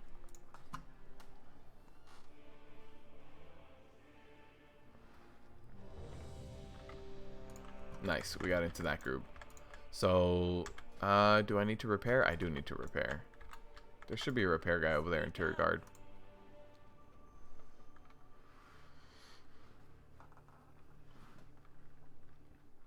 His bones are hanging out like he's the master of shin splints. That's a good way of taking people down a peg. Kick them with your bare bones, man. All right, let's do Seizure Borealis. I do need to repair. And we're good. Is everybody already inside? Yes. Well, we're missing one person. We're missing this person, I think. Oh, nice, man. You're leveling all sorts of things. With the guards in a city or town, very high HP, like 700k, yes. The guards in the city, yeah. That's how they've always been. They're always there to stop people, to deter people from just completely taking over a city with one person. Like, you need a group of at least, like, 4 or 5 people. Change your mind on prop pallies. Really enjoying your prop pally. You can heal people up. Yeah. Yeah, no, prop pallies are really good in BFA. In Legion, they weren't as good, but in BFA, yeah, they're doing really good. Your guides will be fun to watch, yeah. Is this SOB? Yes. It is Siege of Borealis. What do you think is the best raid tank? Monk. Monk easily. Stagger makes it so that normal raid mechanics, as you're learning, like if you're normally just jumping into a raid and you're learning a mechanic and you forget something or you space out that like there's something happening right now, if you have stagger, you're not gonna die. You can't get one shot. So stopping you from being one shot is the best thing for progression for raid tanking. So raid tanking, Brewmasters.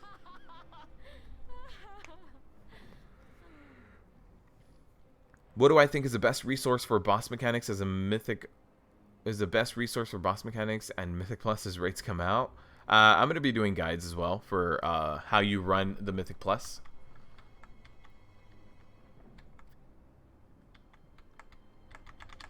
That being said, I think one of the things that's the easiest to do is to just watch someone do the runs.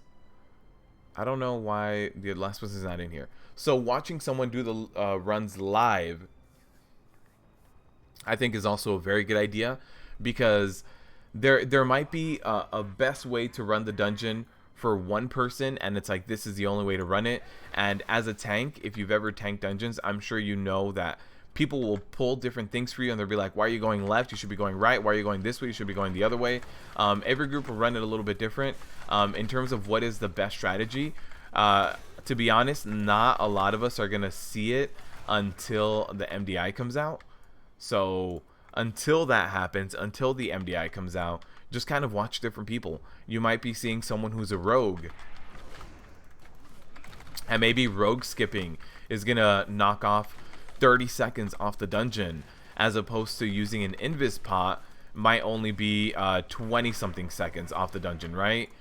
So I think kind of watching people run things will definitely help out. And you can also see them run it live with different group compositions. Like I just ran the last dungeon and we had the blacksmithing keys. If we didn't have that, it would have been a completely different dungeon. Would have taken a little bit more. But if we would have had a rogue, it would have been very similar. So there's definitely a lot of little nuances, and these new dungeons, I think they made them like that on purpose, right? So this expansion, they planned out the dungeons with Mythic Plus in mind. Like, they knew, hey, we have this competitive esport, it gets a ton of views, Mythic Plus, so we have to try to balance out the dungeons as best as possible. So they made things that are good for Blood Elf purges. If you don't have a Blood Elf, if you play Alliance, you can bring a Priest to mass the spell. That last dungeon that we ran, if you are running the MDI, you're not going to have a profession, so you're going to want to bring a rogue. So there's a lot of little things that they planned out. So these new dungeons, I think, are going to have a lot more paths than the previous dungeons did. And that's just the way that they were designed this time around.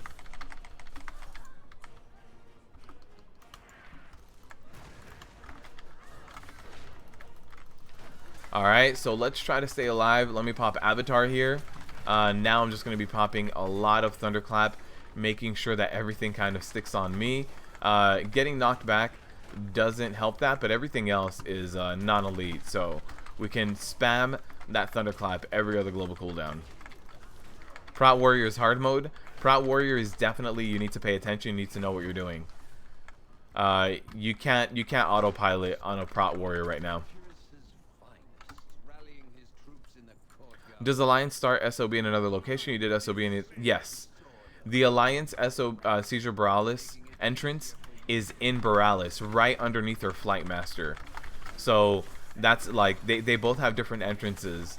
So like the Motherlode has a different entrance for Alliance. I forget where it's at, to be completely honest with you. But yeah, like they don't have to run into our capital city to enter the Motherlode. Just like we don't have to run into their main city for Seizure Borealis. So yeah, it's a little bit different on your faction. I had already done my interrupt, so I wasn't able to interrupt that. I wanted to interrupt them and drag them over a little bit, but now my interrupt is down. Don't think anyone else is really doing... Nope, no one else is interrupting. How do you run Mythic Plus? MythicPlus.exe? MythicPlus.ini, actually. It used to be a batch file. You used to have to run the batch file for it, but they converted it into .ini when they put it on floppies. So now you just load it up that way. Alright, looks like we're ready to go. Let me pop Avatar, a little bit of Ignore Pain, and jump in. Now, with this boss, we do have that Iron Gaze, and what that person really wants to do is run this boss through these explosions, right?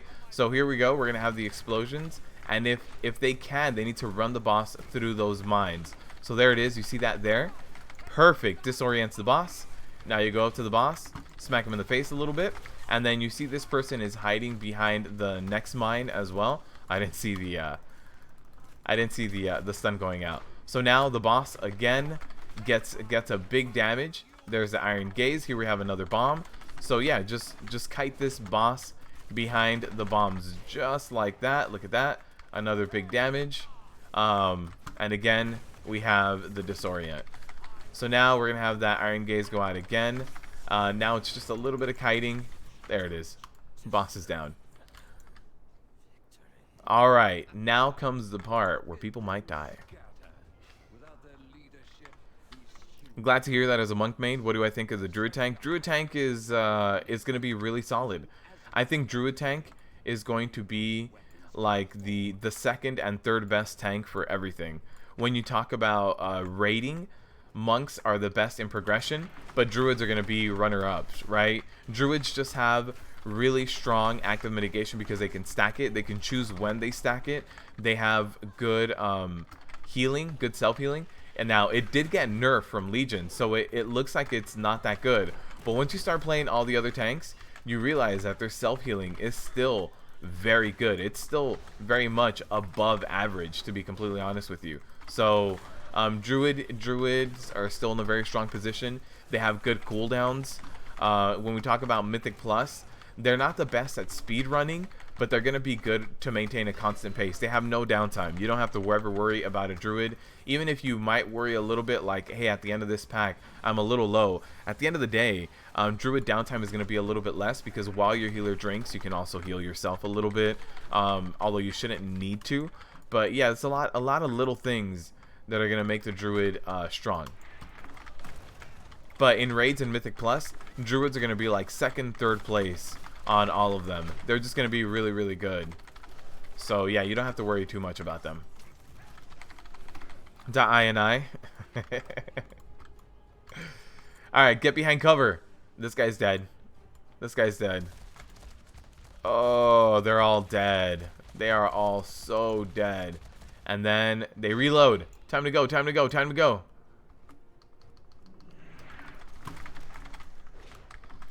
Yeah. So you have to watch out. When it says take cover, you take cover. Well, when they say fire, yeah, you take cover. And then when they're reloading, that's when you run through. And that'll happen with almost any group that has never run Siege. It's going to happen. Alright, cool. Let's wait for the rest of the group here.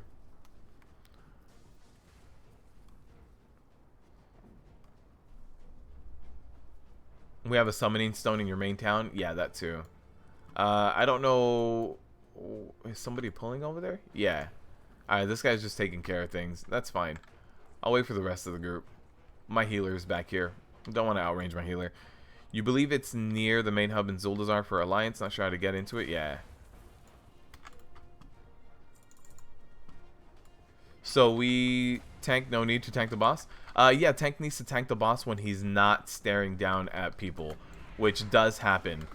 The majority of the fight, yeah, you're not actively tanking, but you still need it. Like when the bombs run out and the Iron Gaze stops happening, you do need to tank it. And like the beginning of the boss fight, yeah, you need to tank it. But yeah, that fight, there's not a whole lot of tanking needed. But you do still need it, especially if people start going down. There's also the ads that were being spawned throughout that fight. Now the ads are non-elite, so arguably anyone can kind of take that damage, but the tank will pick up those ads and kind of take the boss when the gaze isn't happening. All right, time to pull these guys. These guys are pretty close to the boss, so you need to be careful. The boss is right behind him, so just be careful. Don't just go all out and run into everything. So let me actually make sure that I have my shield block up. There it is. I am thunderclapping every other global. Again, that unstoppable force, it's very important that you use the talent points you actually selected. That's why they're there. Now I do have a victory rush proc, so let me go ahead and use that. They're nice. What is this guy doing? What is this guy doing? We take care of this guy? That's the boss. Oh, somebody pulled the boss. All right. Alright, so we get the boss. Here's clear the deck. Now clear the deck. There it is. So now we're going to get a bunch of ads. These 3 ads. What you need to watch out for at this point is where the cannons blow up. So the best strategy to do is to find where the cannons blow up first and find a safe space there. So you saw how the cannons blew up on the left first. I ran to where they were blowing up and found a safe space there. So there's 3 areas. There's 3 areas here that that get hit, right? Left, middle, and right. So it's always a different order. At least I've seen different orders. And what you need to do is the first area gives you the biggest warning as far as what's safe and what isn't. The second area gives you less warning. And the third area, it's very quick how fast it blows up. So what you want to do is run to that first area and find a safe spot, because you have a decent amount of time to find that safe spot, right? So again, let me see where this blow up is going to happen. There it is. So I'm going to find a safe spot right. Oh, no, it wasn't safe. Okay, there it is. I managed to avoid it. So I managed to run through it because I had a decent head start. So here it is. I'm gonna stay right here, right? That third one was very quick. If you see how much time is spent between when it goes down and when it blows up, there's honestly not that much time. So again, just kind of find a safe spot within the first zone. So there you saw me again do a safe spot within the first zone. Boss is back down, so we don't have to worry about that whole thing. So now we're good. I did manage to get a little bit of self-healing. I do have a victory rush, so let me heal myself a little bit. So the boss is going to go down very slowly right now. We don't have a lot of DPSers up. We have one DPSer up. So what I want to do is take care of these ads first. This ad, they can start adding up. We're going to get more ads very soon. So I want to take care of this guy. There it is. There's clear the deck. Let's kind of walk away from it. Here's the boss spawning ads again. So again, let's just be careful where we're standing and find a safe zone within that first area. Right, so we have middle. So there's the left. I'm going to run in here. I have a decent amount of time to dodge all that. Perfect. So let me pop Avatar. Get some good DPS going. So let me find a safe zone here. And you can see that third zone over on the right didn't have that much time to dodge things. So again, just where that first area drops, find a safe zone. So here's the first area. I found a safe zone. Because if you try to go to the super wide open area that hasn't been used, you're gonna get hit very quickly. Here we go. We have more ads as well. Let me pick them all up. And boss is doing all sorts of things. We're gonna need to be careful with this boss. I'd rather take down these ads first, but honestly, the boss is doing all sorts of damage, and we are lacking damage dealers. So eventually, the healer will go I don't know what the healer mana's at right now, but I'd imagine it has to be pretty low. So let's get Avatar going. Let me try to do a little bit of damage here. Thunderclap, every other cooldown. Oh, not done yet. So what I want to do here is move again to the middle. Try to stay within all three zones and go to whatever zone is empty first. Alright, so I have a decent amount of time to move here. I do have one guy who's almost down here. Nice, I got a victory rush. So that's one way I'm going to be trying to stay alive right now, is through that victory rush. So here we go. It's going to be a safe zone right where I'm standing. It's important to try to find those safe zones. I want to kill this guy. I want to get the killing blow. Oh, I didn't. Let me go all the way back here. Nice. We should get extra ads right now too. Oh, here it is. Nice. Somebody's actually doing the cannons.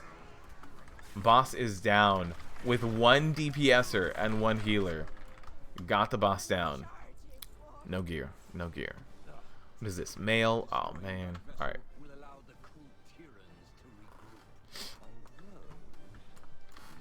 Okay. So now we're going to get another area where we have that fire and take cover and all this stuff we have to take care of, which is right here.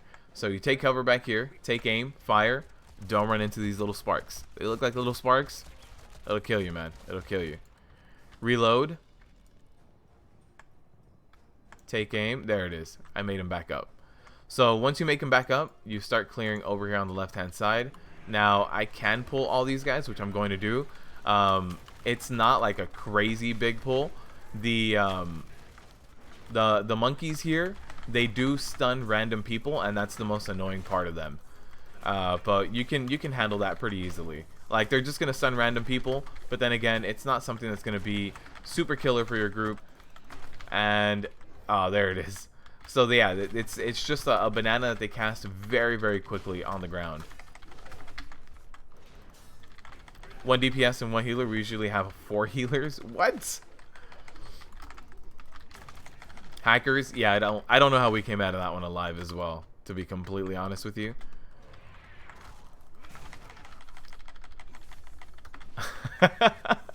My healer said that he's tired of all of the fears that happen in this expansion. I think Untitled. Oh, Untitled has the pterodactyls, and Rezan have a fear. And then Underrot, that's done. Underrot has the maddening gaze from the big dudes. I forget what they're called. But yeah, I guess there are a lot more fears than I thought. I had to think about it, and I was like, oh, Underrot has fears too. But I think that's it. I can't think of any other fears. Well, this one, this dungeon. Alright, we're gonna pull the big guy. No big deal. Let me pop Avatar. Let me get my Thunderclap. Ignore pain. Thunderclap. Thunderclap. Ignore pain again. Victory Rush. Thunderclap. Very important to use that Thunderclap. I hope that add-on on top of my frame is helping you guys, because a lot of you guys were asking me like what I do to keep alive in certain rotations, and you can see my exact rotation above my head. You can see when I'm using certain abilities, when I'm using filler, like what exactly I'm using. I hope that's helping. I saw Soda popping with it, and I was like, I think I need that. I said 1 DPS and 1 healer. Oh, my bad. I meant and me, above and myself included. Those bananas go out so quickly. It's hard to dodge them.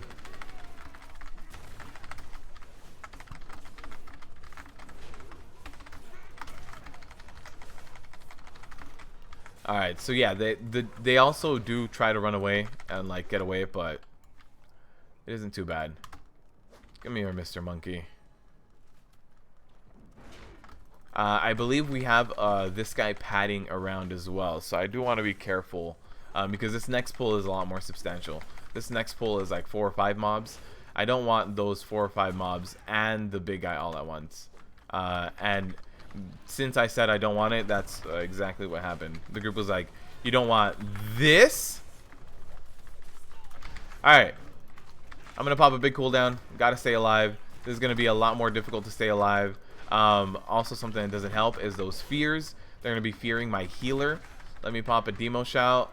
Last stand. I don't like stacking these many cooldowns, but sometimes you just need to reduce it as much, and even then it still didn't help. Yay, ninja pulls. I don't want to pull that. It's too big. You mean this? I got you, man. You don't want to pull it? I'll do it for you. Don't worry about it. Nice guy. Nice guy rogue here. Alright. I don't want to slip on that banana. Let's do that. Let's stun these guys. Let me slowly pick these guys back up.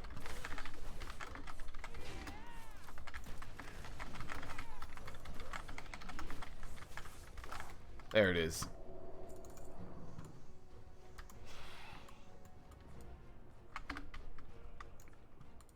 Alright, so for this next area, not exactly here, but right after this next area, we are going to have a decent amount of LOS pulling. Just because there's going to be like a lot of range mobs, a lot of things that I just want to slowly bring in, right? I want to LOS them. I want them all to be within melee range, and stacking them up, unless you're a DK, is going to be difficult. These guys all just shooting random people, and this guy in the back just casting that debuff on people. I don't know if he's evade bugged as well. Doesn't seem to really be moving much. Might be evade bugged. Let me go stand on him. Here it is. Come here, my friend. No more evade bugging for you.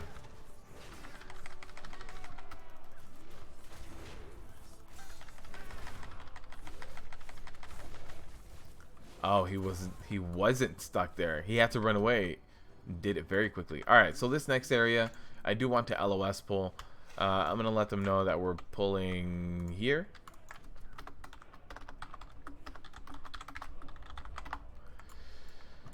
Okay, so here we go. That guy padded around. That is the boss. Let me just LOS pull. Let me do this.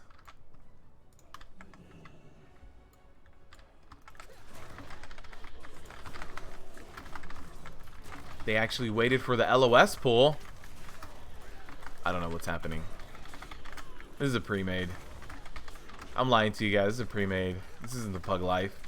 Yeah, we popped Avatar, keeping everything on us by just spamming that Thunderclap. Also, doing pretty damn good DPS by spamming that Thunderclap. I didn't manage to get a Victory Rush. I thought I was going to get a Victory Rush on that last mob there. Here's the trample. There it is. Alright. Managed to avoid it. One thing that I do like to do as well is if I see I have a little bit extra rage, I like to use it because I am running anger management. So using my rage as much as possible is going to give me faster cooldowns. So like when that pull ended, I had an extra 40 rage. Now I could have just sat there with the rage, and it wouldn't have done that big of a difference. But I hit revenge just to be able to use up that rage a little bit more. Now my avatar should be off of cooldown as soon as these guys get here, right? So I can thunderclap, I can shockwave, avatar, and there it is. Now I can just hold everything again. It's like having another defensive again. And if avatar is off of cooldown, you can rest assured that demo shot would have been off of cooldown, because demo shot is my shortest cooldown. So again, this pull went down pretty quickly. Let me use that rage. I used revenge and an ignore pain.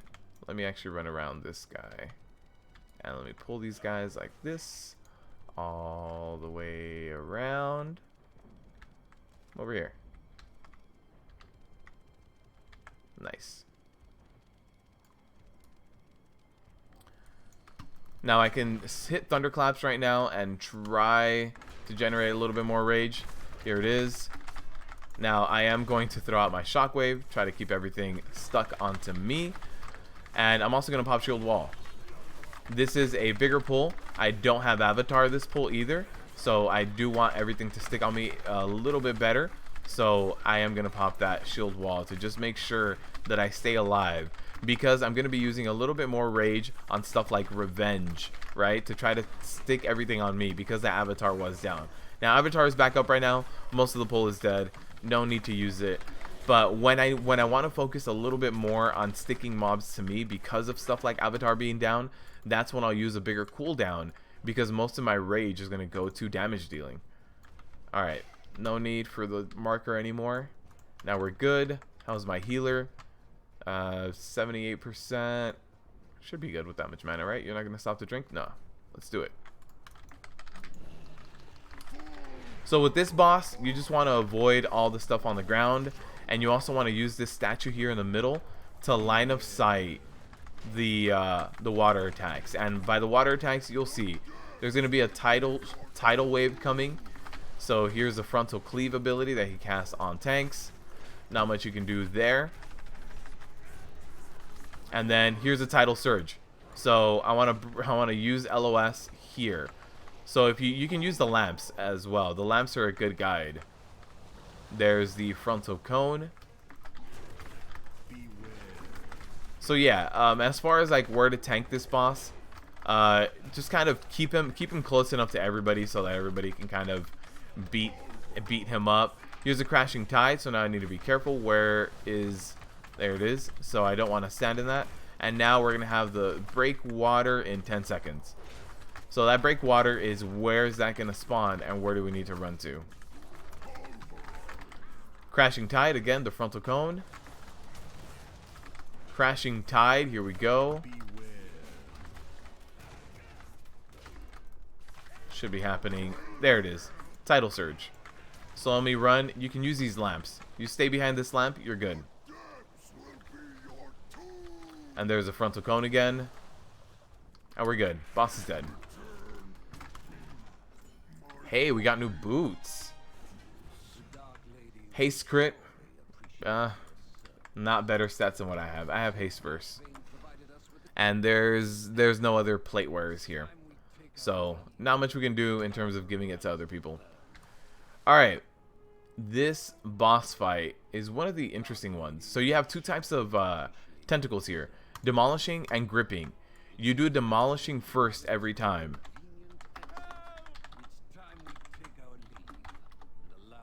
So you do demolishing terrors first, and then you do the gripping terrors. So as far as like how many you get, depends on how fast you get them down. Alright, so is my healer good? My healer is good. Alright, so let's just jump into it. And you do also want to stay away from people, just because there's a debuff you can get. So there it is. You do want to be dodging those as best as you can. There's the slam. Make sure you sidestep it. That slam dodge was a little bit delayed because there was water on the ground, but you do have to be aware that you want to dodge that as best as you can.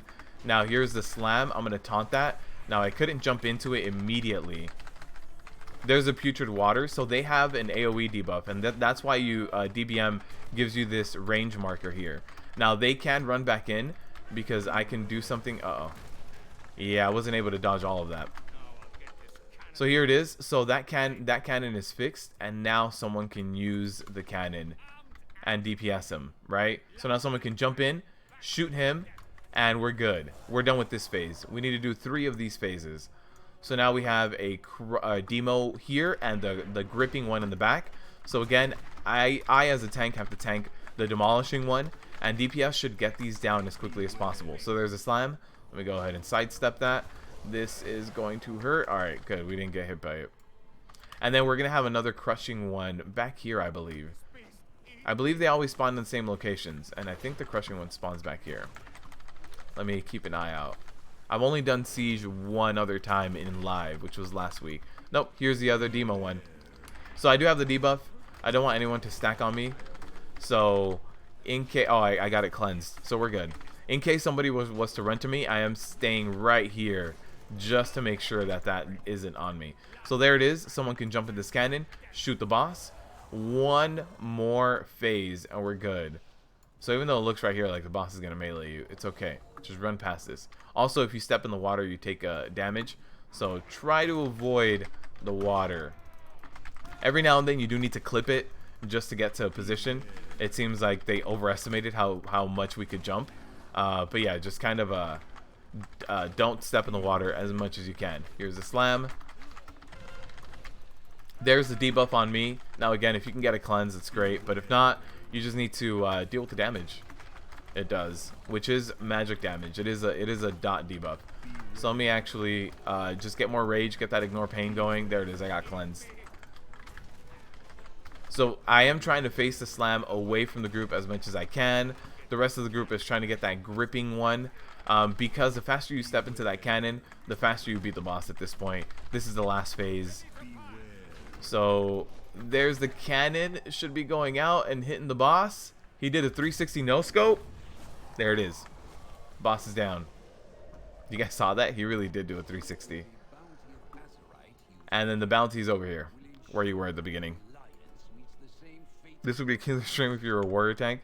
Yeah, I'm trying to explain boss fights for everyone, and also just explain certain trash pulls, like if there's magic heavy, physical heavy, whatever they are. I try to explain everything as best as I can for everyone.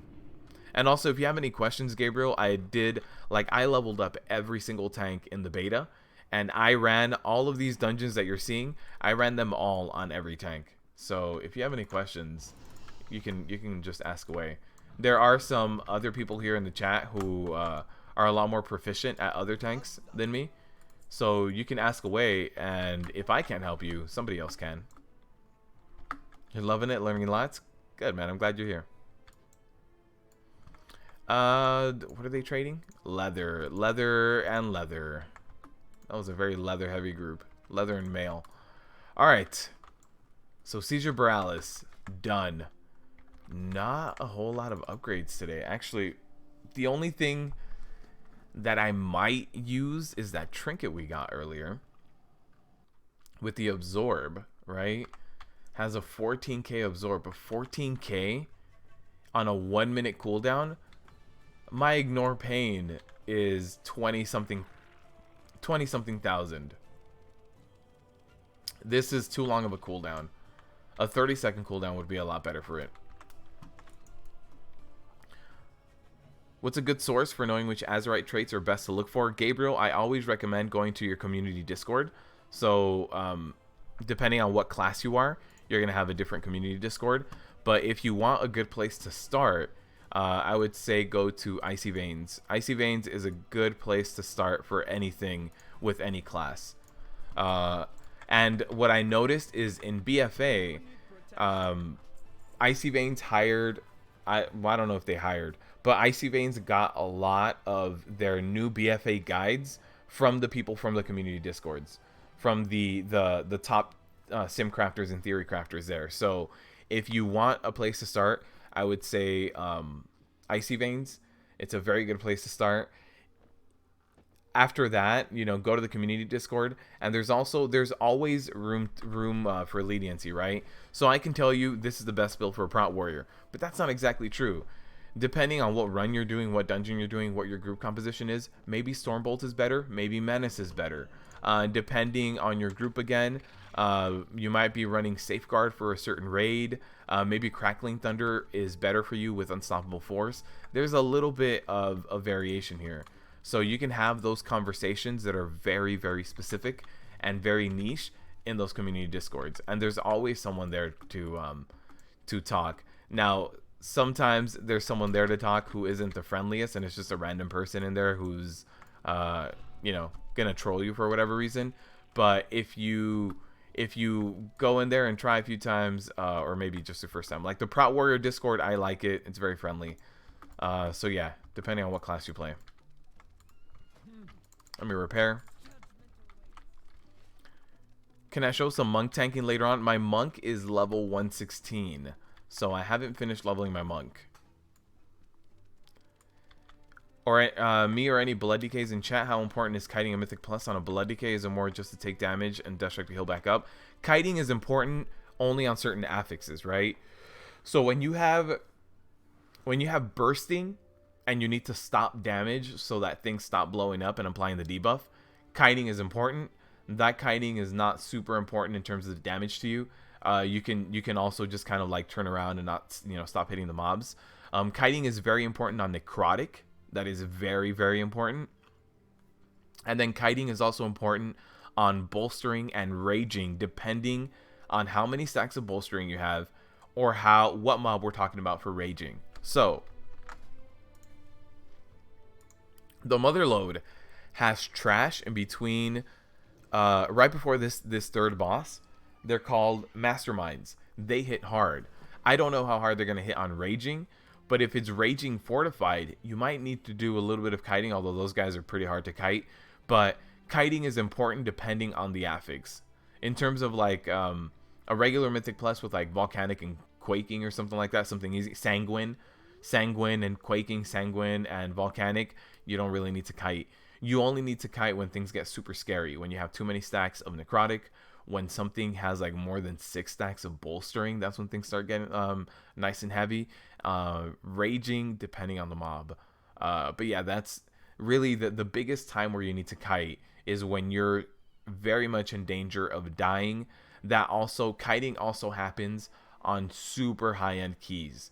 So if you take a look at Legion numbers, if you were pushing above plus 22s, maybe like above plus 20, if you were in that area all the time, then you were kiting already. You're very used to kiting, because every now and then there are certain trash packs that were just going to destroy you. But if you stayed 20 and below, you probably didn't need to kite. So you only really needed to kite on certain affixes. It's going to stay the same. Thanks for posting Weakauras and stuff on the Discord. Yeah, no problem. Gabriel, am I saying that right?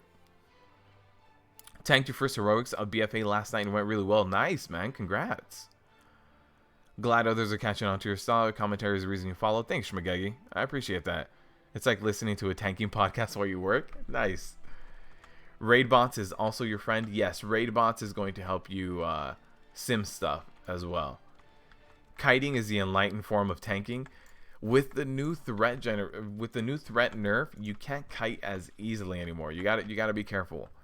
All right, let's find a group. Actually, I'll be right back. I need a quick little bio break, and then we'll run a Motherlode or something. We'll see. We'll let you guys decide.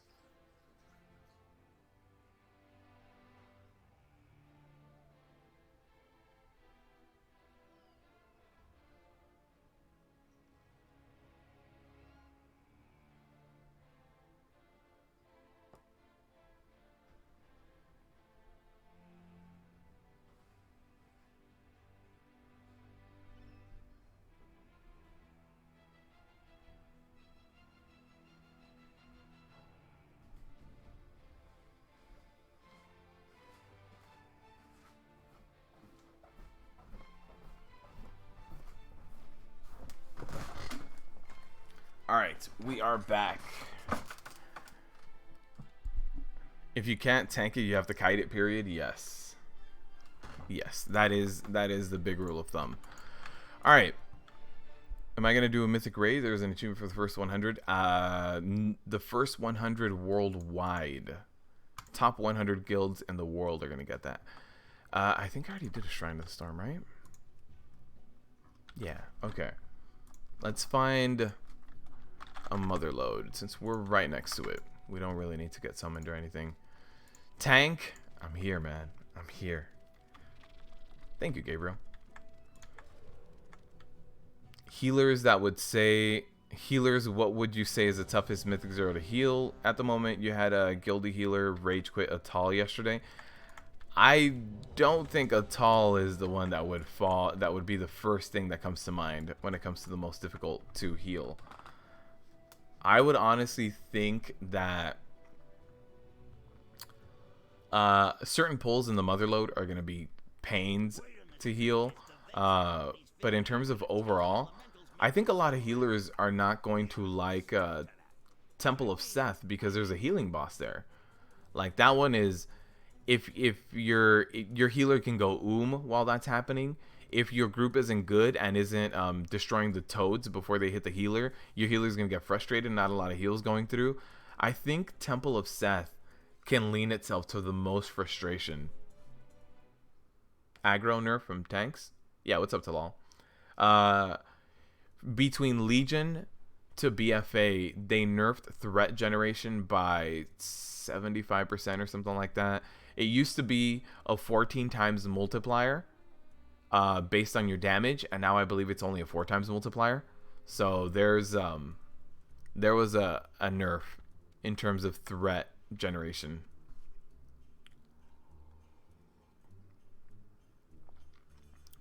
He was forgetting to dispel. In Untitled Chapter, dispel wildfire? Did you go left? In Untitled Chapter Mythic, I suggest going right first. You have a few dispels. You have a few poisons from the stealth mobs. Yeah, the other stuff is like bleeds. You can't really dispel that. Fury Warrior or Frost Death Knight? Man, I don't know. I haven't played Fury. I play a lot of arms recently. I've been PvPing with arms a lot recently, and actually, in order for me to get the DPS footage for you guys, I've been playing a lot of arms as well. So I have been playing arms, not Fury. Oh, nice. We got a feast. You love the temple fight? You can zip away from toads as a monk, though? Yeah. The totem boss? Oh, is it because someone wasn't interrupting the boss? If you don't interrupt the boss, everybody gets 3 stacks of the debuff. But if you interrupt it, everybody just gets 1. Is it because no one was interrupting the boss? Hey, no problem, Brendan. Used them last night. Nice. Nice. I need to update my Discord a little bit as well with the FAQ having the new Weakauras. So sorry about that. I do need to update that part. But a lot of people have been in there asking me recently to post them, and I have been posting them, you know, every time someone asks. So if you guys need anything, let me know.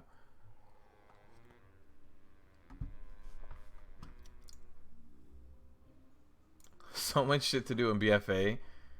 You haven't done one lick of PvP. War mode. Yeah, that's what I count PvP, because right now there's no season.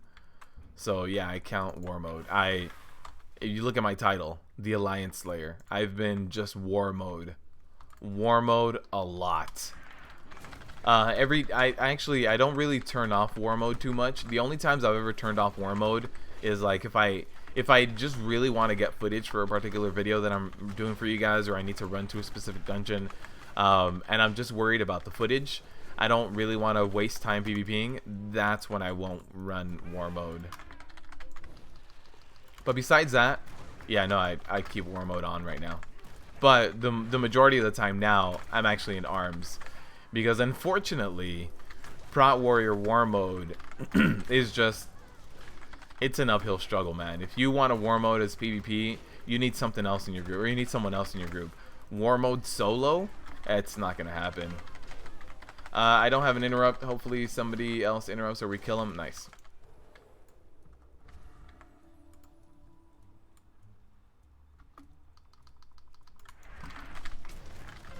Oh, nobody was interrupting the boss? Yeah, that's going to make a big difference. All right, what I'm going to do... Oh, man. I was going to actually pull the rest of the pack, but no, we don't have any... Oh, look at that. I think that's my healer stunned as well, so...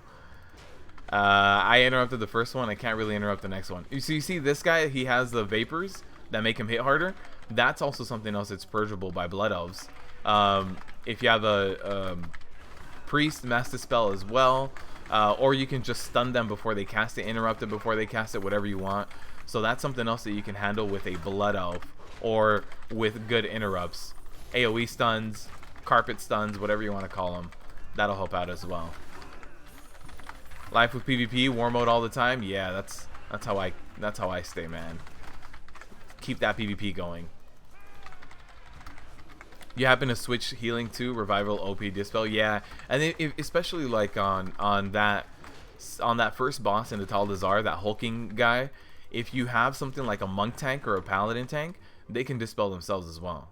So it's also something that they can help out the healer with. Oh, you're too close. Yep.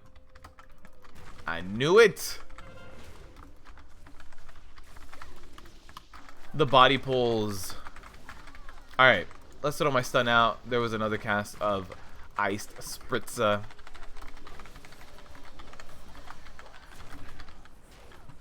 Uh-oh, okay. I was trying to reach out and then I saw a giant red thing underneath me. It's like, uh-oh, wait. Can't find anything else. Thanks, Epic. I appreciate that. I definitely need to put my Weakauras on Wago as well. But I need to... I don't even know if my editing software exports as a GIF. Because I would need to do that to kind of show. There's certain Weakauras that kind of like glow and, you know, pop up when certain things happen. So that's one thing I would need to do. Make the GIFs for my Weakauras. Alright. Now, I like pulling this pull right here because there's only one mech. Where's this guy? Where's the mech guy? Anyway, I like... There it is. But they all start shooting at the exact same time. And if you take that damage all at the same time, you're going to die. It's going to be like 80% of your HP all at once.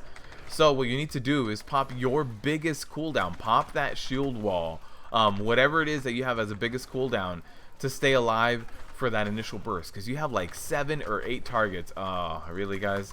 You have like 7 or 8 targets all hitting you at the exact same time.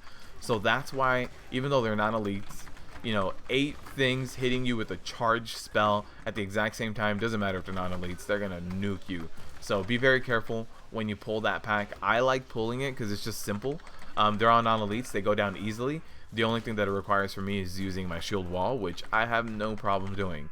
My shield wall's cooldown is gonna come back pretty quickly. Really?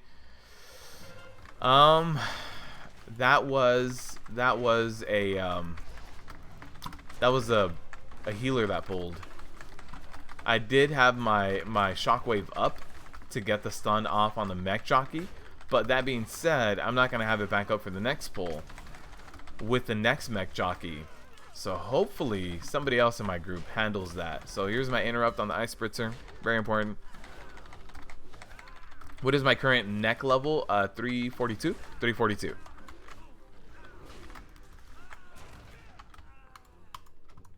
Oh, really? Can I? Oh man, there's just no time. Nice. No stuns for the mech jockey as well. No stuns on the spritzer. I had to throw my stun out. Yeah, it's definitely the disc priest. He even said it. He's like, oh, I think I pulled. My smite is auto-targeting. Only if you spam it once the once the pull is dead. Any tank war mode is just you being a masochist. There's a few tanks that... Guardian Druids don't die. So if you play a Guardian Druid and you go war mode, you at least won't die. Blood DKs can kill people. Alright, blood DKs are deadly. If you play a blood DK, you have war mode on. 1, I hate you, but 2, yeah, you're gonna be able to deal with things just fine. So what I want to do is stun that hall of fletches from the rogue guy, right? that cast is going to nuke everybody. He'll just keep applying like tons and tons of poisons to everybody in the group. So here's another Hall of Fletches. I'm going to throw my fear out because that's how much damage it does, that I just don't want it to go out. Now, if you are going to use your fear as a Prot warrior and you are not spec'd into menace, what you need to do is fear and break your fear immediately. So fear, and immediately after your fear, use Thunderclap and Revenge to AoE everything to damage it. If you have the big red button, then you can use that. That damage will break it, but you want to break it as soon as possible. What are you talking about, Glock? Alright. Let's pull this boss.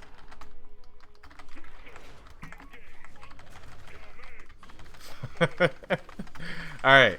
So let's get a demo shout going. And then my avatar is back up now. Where are these bombs going? Okay, so I gotta deal with these bombs. We're gonna get some coins right where he was as well. One of the bombs. Oh no, one of the bombs. Come on, come on, come on, come on, come on. Get the bomb. Nice. Okay, so now I need to move away from the coins. Nope, it was too late. Missing that bomb made him get the coin. So now he has. Oh no. Oh no. Damage buff. No, I don't see the gold damage buff. I see his debuff, but I don't see the gold damage buff. I saw it as soon as he collected it, but then I didn't see it after that. Alright, so I want those bombs to get used on him. What I'm going to do is I'm going to move towards them. Nobody's really helping. Nobody cares about this. Nice, nice. Throw coins. Alright, time to move away. Let's get you away from those coins. I don't want you to gain a damage buff. Here we go. We should be able to kill him here where he is right now. There's a shocking claw. Let's sidestep. War mode has made the world so much fun, but those times you can only play a little and ally. Yeah, I have war mode on all the times as well. At this point, I'm trying to get that PvP mount, Frog.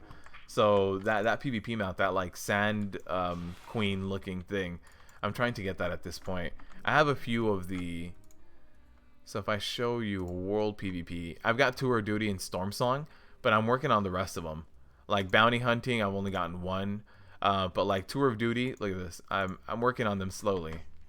All right, let's pull these guys. Remember, Earth Shapers as a tank, any tank, doesn't matter what kind of tank you are, you don't let them cast on you. You stop that Rock Lance cast. That is your #1 priority. When you talk about priorities, normally it's like, hey, make sure you have active mitigation for this or that. No, your #1 priority for this trash is to not let it cast Rock Lance on you. Stun, interrupt, fear, outrange, I don't care what it reflect, I don't care what it is. That cannot be cast on you. Alright, so there's only one Earth Shaper here as well. Let me get an interrupt going. The Sapper is going to make certain areas like I can't stand in certain areas, right?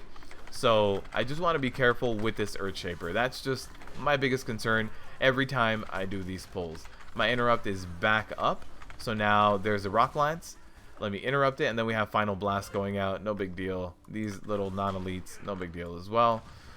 Oh, I thought somebody else was there. We're good. This is gonna have 2 Earth Shapers in this pull. Let's get ready for this pull. Mentally ready for this pull. Let me interrupt this Rock Lance. We have one more Rock Lance. Let me go ahead and make sure I have all of the threat needed. No Rock Lances. There's one Rock Lance. I'm going to spell reflect both of these. If I time it correctly, I spell reflected one. Not bad, but yeah, I can take one. But taking one and high-end damage, like any of these bombs or anything like that, you're dead.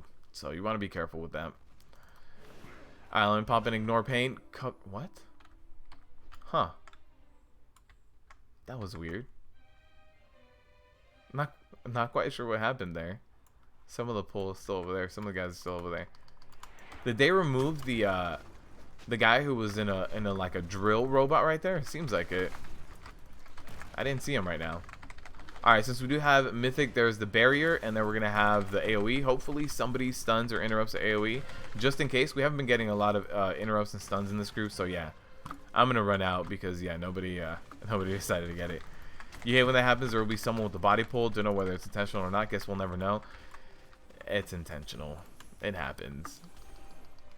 The mother load is going to be one of those keys that's going to have a lot of body pulls as well, because there's no hallways. There's no hallways. There's no ways to like LOS things. Like, people are just going to jump around. Like, if you have the freedom to jump around, spazzing out, you'll probably do it. So as a DPS, you might like disengage into a wall or into a corner in another run, and in this one you have to watch it, because you might disengage straight into another pool, but you're not used to that. So you just disengage and you're gonna disengage straight into another pool. So you just need to be a little bit more on top of it when you are DPSing or healing these dungeons. Underrot is another one that does have a lot of accidental pulls, I've been noticing, but Motherload is the worst offender of it. I actually don't like running the Motherload, to be completely honest. Alright, this pull has 2 Earth Shapers and this big dude who hurts like hell. It's so important that I interrupt these Earth Shapers, because this pull just hurts like hell all the time. Doesn't matter. Here's the Rock Lance. They're both going off at the same time, so I can interrupt both of them. I mean, spell reflect both of them. So that was my first thing, was interrupting them. Right now, I need to watch out for the other Rock Lance. There they both are at the exact same time. I went ahead and threw out my stun. The Earth Shapers are about to go down. Nice. Both Earth Shapers are down. I can stay alive now. I don't need to worry. I am a happy person now. I'm no longer stressed out about these Rock Lances going out on me. I'm good. There's a final blast on that guy. That's fine. Here's this guy, the Taskmaster, kind of going on me. That's fine. He can bounce around. Cover. I can take a sip of coffee. And he's back on me right now. There it is. Throw my shield block back up. We're good. Take a sip of coffee when he's covering. My DPS shouldn't really matter, and much less when he's covering. And I say my DPS shouldn't really matter, but then when you pop Unstoppable Force and have Avatar going, you see the DPS meters and it's like, wait, what? Alright. So, I CC those guys. Hopefully they don't break instantly. The boss can break certain things, so it's important to note that sometimes it's beyond your control if certain mobs break or not, right? So, I do think these got broken by the DPS though. It's important to know they did break before the boss even cast anything. So there's a Resonant Pulse. I was able to stun 2 out of 3 of them.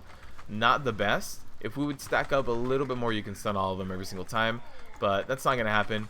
Especially in Mythic, they do need to be kited, just because they do apply a stacking bleeding debuff. If you're running this on normal or heroic, yeah, just tell everybody to stack up together, and then you just AoE nuke the adds down.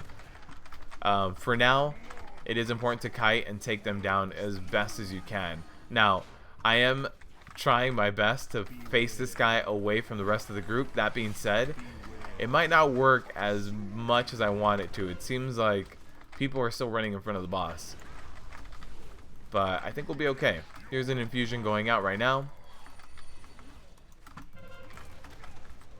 Nice. So we are going to get 1 new ad. He spawned right behind me.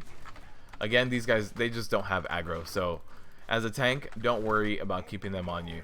So here's the infusion, and then I should have the frontal cleave going out.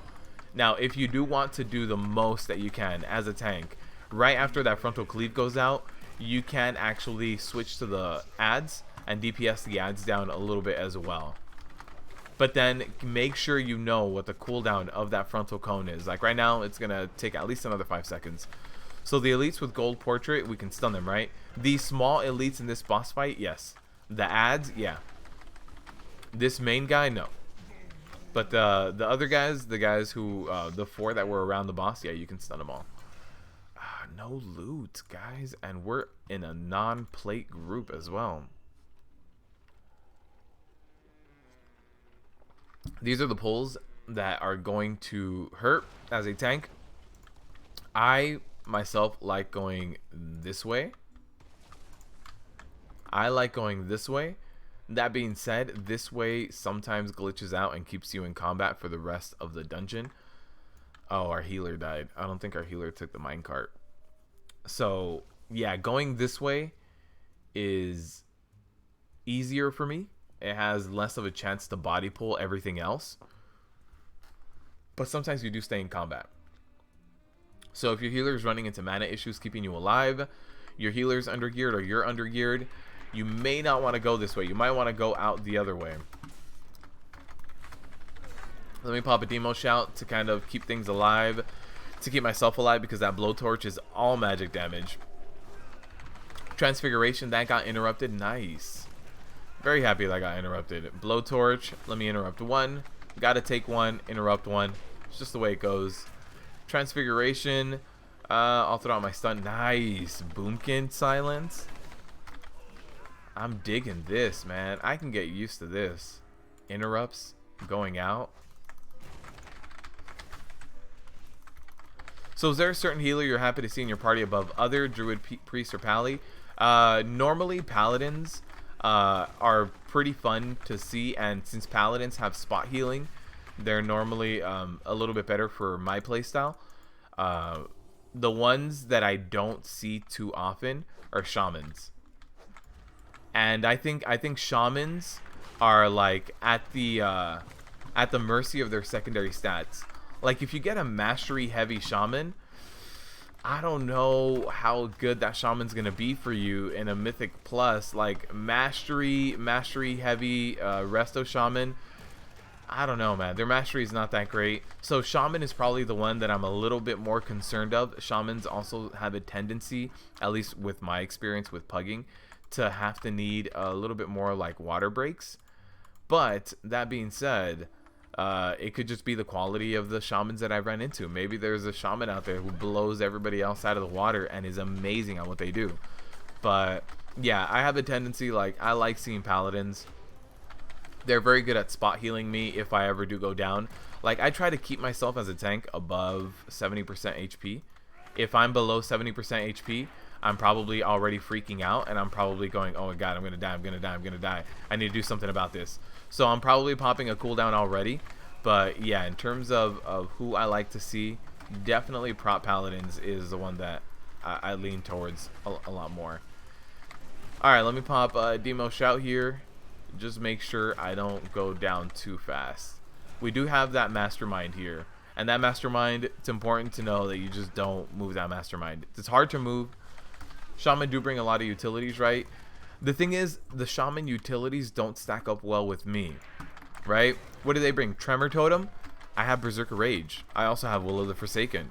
So Tremor Totem doesn't help me that much. But yeah, there's a few things like Spirit Link is nice. Spirit Link is very nice. But with Spirit Link, you also need a group that knows, hey, you know what? Everybody kind of stack up right now. I need to do this in order for everyone to stay alive. Like there's a few things that they do bring, but you also need cooperation from your teammates, or you need the right class as well. The right mix and match. Maybe it's just because I'm a warrior that happens. Glocked, I did not get the shield. I don't know if the shield drops from any of those first bosses. Alright, so with this pack, let me interrupt that. So again, in order to stay alive, it's going to be a lot of Thunderclap into IP right now. I did pop Shield Wall because everybody's still alive, so it is important for me to stay alive. Here we go. Demo Shout, IP, Thunderclap. Alright, so now at this point, I'm going to use this IP as best as I can, right? So this Ignore Pain is the only reason why I'm going to stay alive. I use Spell Reflect a little bit as well. Just a lot of things to try to reduce that magic damage just coming in. Right now, Shield Block does not matter. I only have 2 Masterminds on me. Shield Block does not matter. They're not really going to be melee hitting me. If they do melee hit you, it's the least of your worries. Don't worry about that melee hit. The magic damage is what's going to be getting you.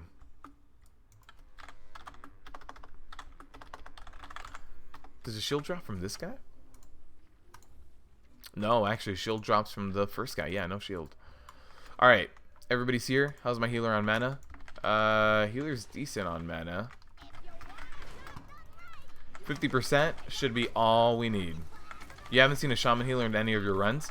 Yeah, they're hard to find as well. Shaman healers also don't have the mobility that other healers have at the moment. There's a lot of little things That's what happens with most of the tanking class, with most classes right now, right? It's a lot of little things that make them not popular. Like Prot warriors are not terrible. We have the best physical mitigation in the game besides having like stagger, which is crazy OP. But blocking and plate armor is the best physical mitigation in the game. Our active mitigation, if all you do is take into account like one active mitigation, then it's the best as well.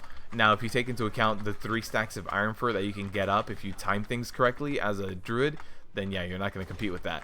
But Prot warriors are very strong. We also have very good cooldowns that we rotate, right? Demo Shout reduces all damage, not just physical. Ignore Pain reduces all damage. Bolster is just going to increase our HP. You can consider it a sort of magic mitigation to just get a bigger HP pool. So a lot of little things, but the other little things make Prot warriors not that popular. We have an issue right now where we have too many things on the global cooldown, and it's hard to focus on what you need, whether you need your survival global cooldowns or your offensive global cooldowns. It's a choice that sucks to make. There's plenty of other tanking classes that with one ability, they're both defensive and offensive. So Prot warriors just have that choice right now where it's like you have to choose what you want to be, and it doesn't feel good. But like with other healers, shamans just suffer from a lot of little things that seem to add up at the end of the day.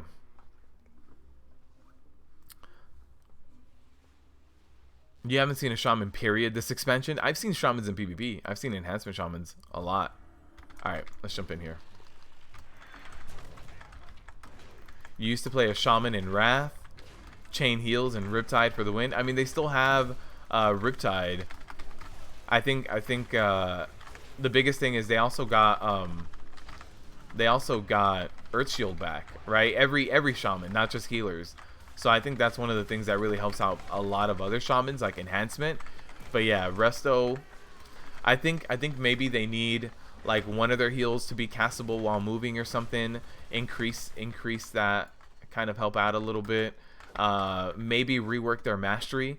Their mastery is one of those things that's like it increases your maximum HP by a certain percentage, right? But it'd be nice if it did something else that was a little bit more measurable.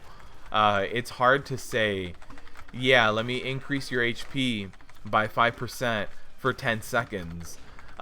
You need to, in order to play Mastery Shaman, you really need to be on it. You need to know where, you need to be a good healer and a good tank, because you need to know when your tank is going to be taking that big damage, when they're going to need a little bit of extra HP, how that works out. It's one of those really weird things. So yeah, I think shamans need a little bit of love, to be honest. Just like warriors do. I think warriors need a little bit of love. If I'm being completely honest, I think warriors need a nerf to mastery and then a buff to ignore pain. Like, take ignore pain off the global, nerf our mastery, make our mastery double block value instead of block percentage, and we're good. We're good.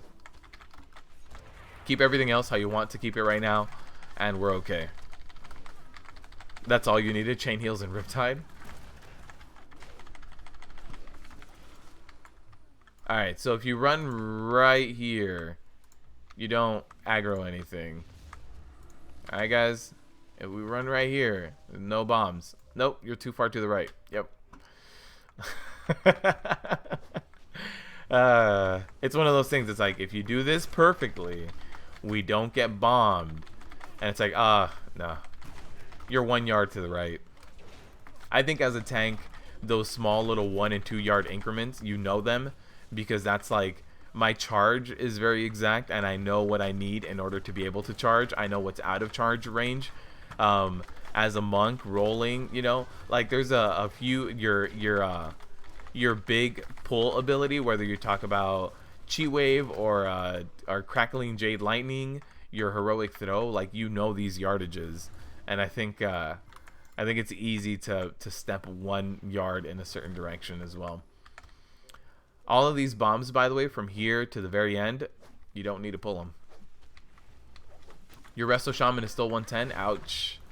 Yeah, I have a buddy who plays Resto Shaman as a main. He started playing in BFA. I don't know if he's watching right now. He started playing in BFA, but he went Alliance. He ditched me. And I haven't seen him with War Mode on yet, but I'm trying. But yeah, the only Resto Shaman that I know that still plays is playing Alliance, so can't really run with someone I know at the moment. Alright, let's pull these guys back.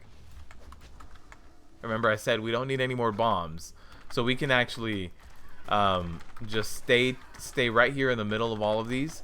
And this guy got a little too close. I think it's gonna focus on him. Yep. Okay. After it's done blowing up, I'll go over there. But I don't want the bomb debuff to go on too many people. So this next pull, or actually not the next one, the one after. No, it is the next one. We can let this guy pat away, or we can just pull him. It'll probably take longer for him to pat away. So this next pull over there behind me, I mean in front of me, over here, the really big pull between all of these nameplates, that pull is going to be one of the hardest pulls to do. What everybody should be doing is focusing on the technician, I believe it's called, or engineer. I forget what it's called. The guy who heals the machine, and then focus the machine, and then everybody else down. But the important part is to get that engineer down first. This guy right here, he's called the... Oh, I ran into that. The technician. Yeah, let me just tank this.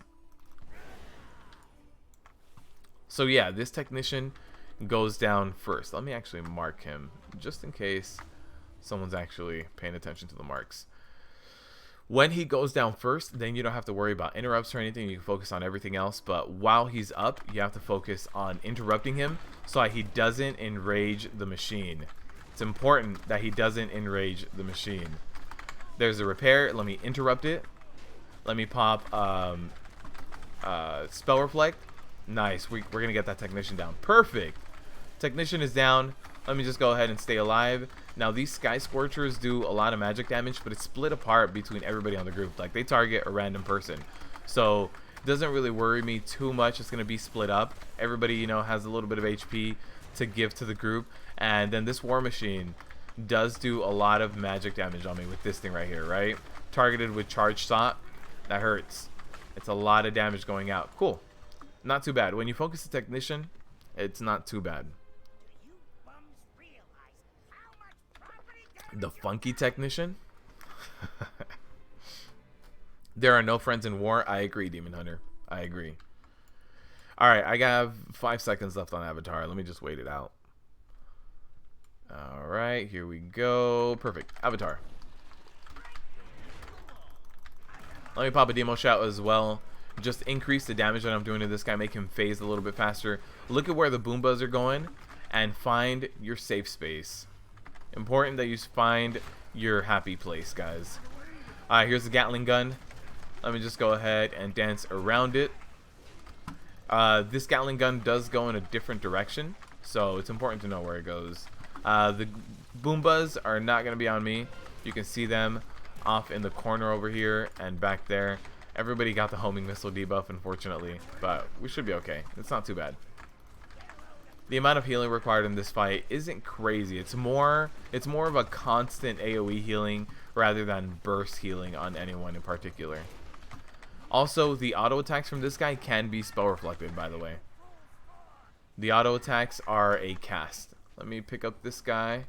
Again, these guys are going to have a little bit of randomness to it, so even if you pick them up, if you pick up their threat, they do go out and target random people and do magic damage. That cast right there, Azurite Heartseeker, not much I can do about it. Oh, I want to be on here. Nice. Nice. Perfect. I saw that on me a little bit late, but I managed to get there just in time.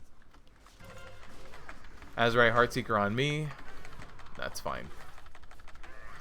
Oh no, that one's a little bit off. This one's on me. I'm gonna stand right inside of it. Here we go. Drill smash. Time for second phase. He's gonna summon his Boombas again, so it's important to know where they go. Let me actually pop that demo shot with that avatar just so that I can do a little bit more damage. There's not much healing or surviving required right now. He does kind of split everything apart on his platform here. Boombas are to my left and in front of me, so we're good. There's the Gatling gun. Also, you can see with my new Azurite trait, Demo Shout is still up on this guy, right? Look at that. This Azurite trait on the Demo Shout, it's crazy. I like it. If you have Unstoppable Force and that, it's going to be best in slot. 100%. In fact, my Demo Shout is back up. I can cast a new Demo Shout. I was able to cast a new Demo Shout. And my old Demo Shout had just worn off. Like, that's how much uptime I had on that Demo Shout. Alright, time to just pop this guy and we're good. Most of your bear damage is auto attack. Are you doing something wrong? Yes. Yes, you are. You should be maintaining 3 stacks of your bleed up 100% of the time. There is no reason why you should not have Thrash up at 3 stacks on every single one of your pulls. So on a boss, the majority of your damage should probably be from Mangle, to be honest, using it when it comes off of cooldown. And for trash mobs, it's probably going to be Thrash. Swipe is your filler. So your priority is Mangle when it's off of cooldown, Thrash to either keep 3 stacks or to maintain whatever you have up. So 100% uptime on the bleed effect. And then when Mangle and Thrash are down, that's when you use your swipe. That's it. That's what you should be doing. That is your priority system. Thanks for the subs, by the way, guys. I appreciate it.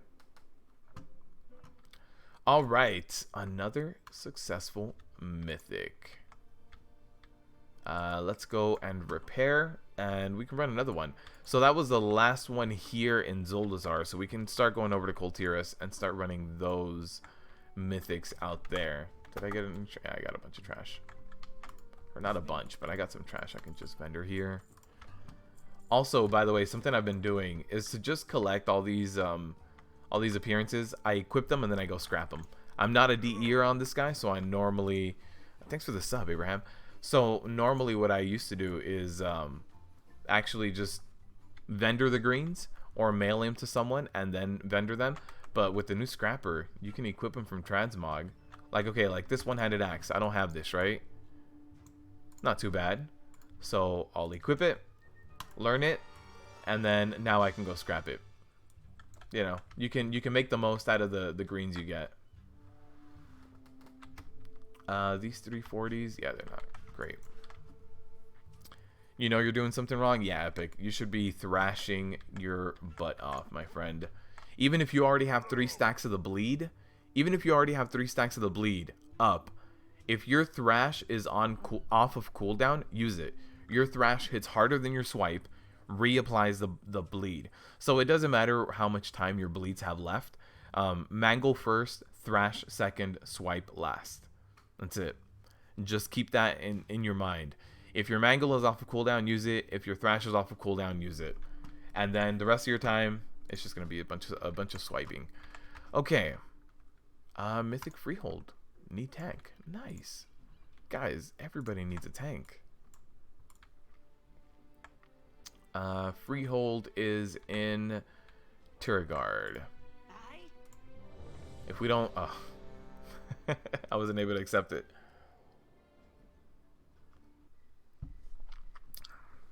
There it is. Nice. Let's start heading on over. I don't know if everybody's already outside. This is Freehold.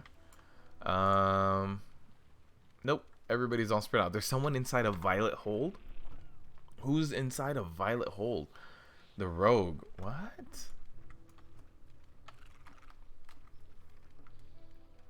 Don't know why someone would be farming Violet Hold. I guess for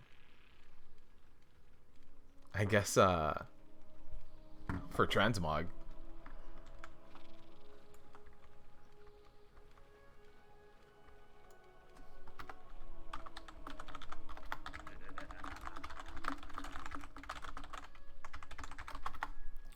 The group said thank you for tanking the dungeon, and somebody else said no joke. Guys, is it really that hard to find a tank nowadays? Like, since I tanked the large majority of my dungeons, I don't feel the pains and the struggles of not having a tank.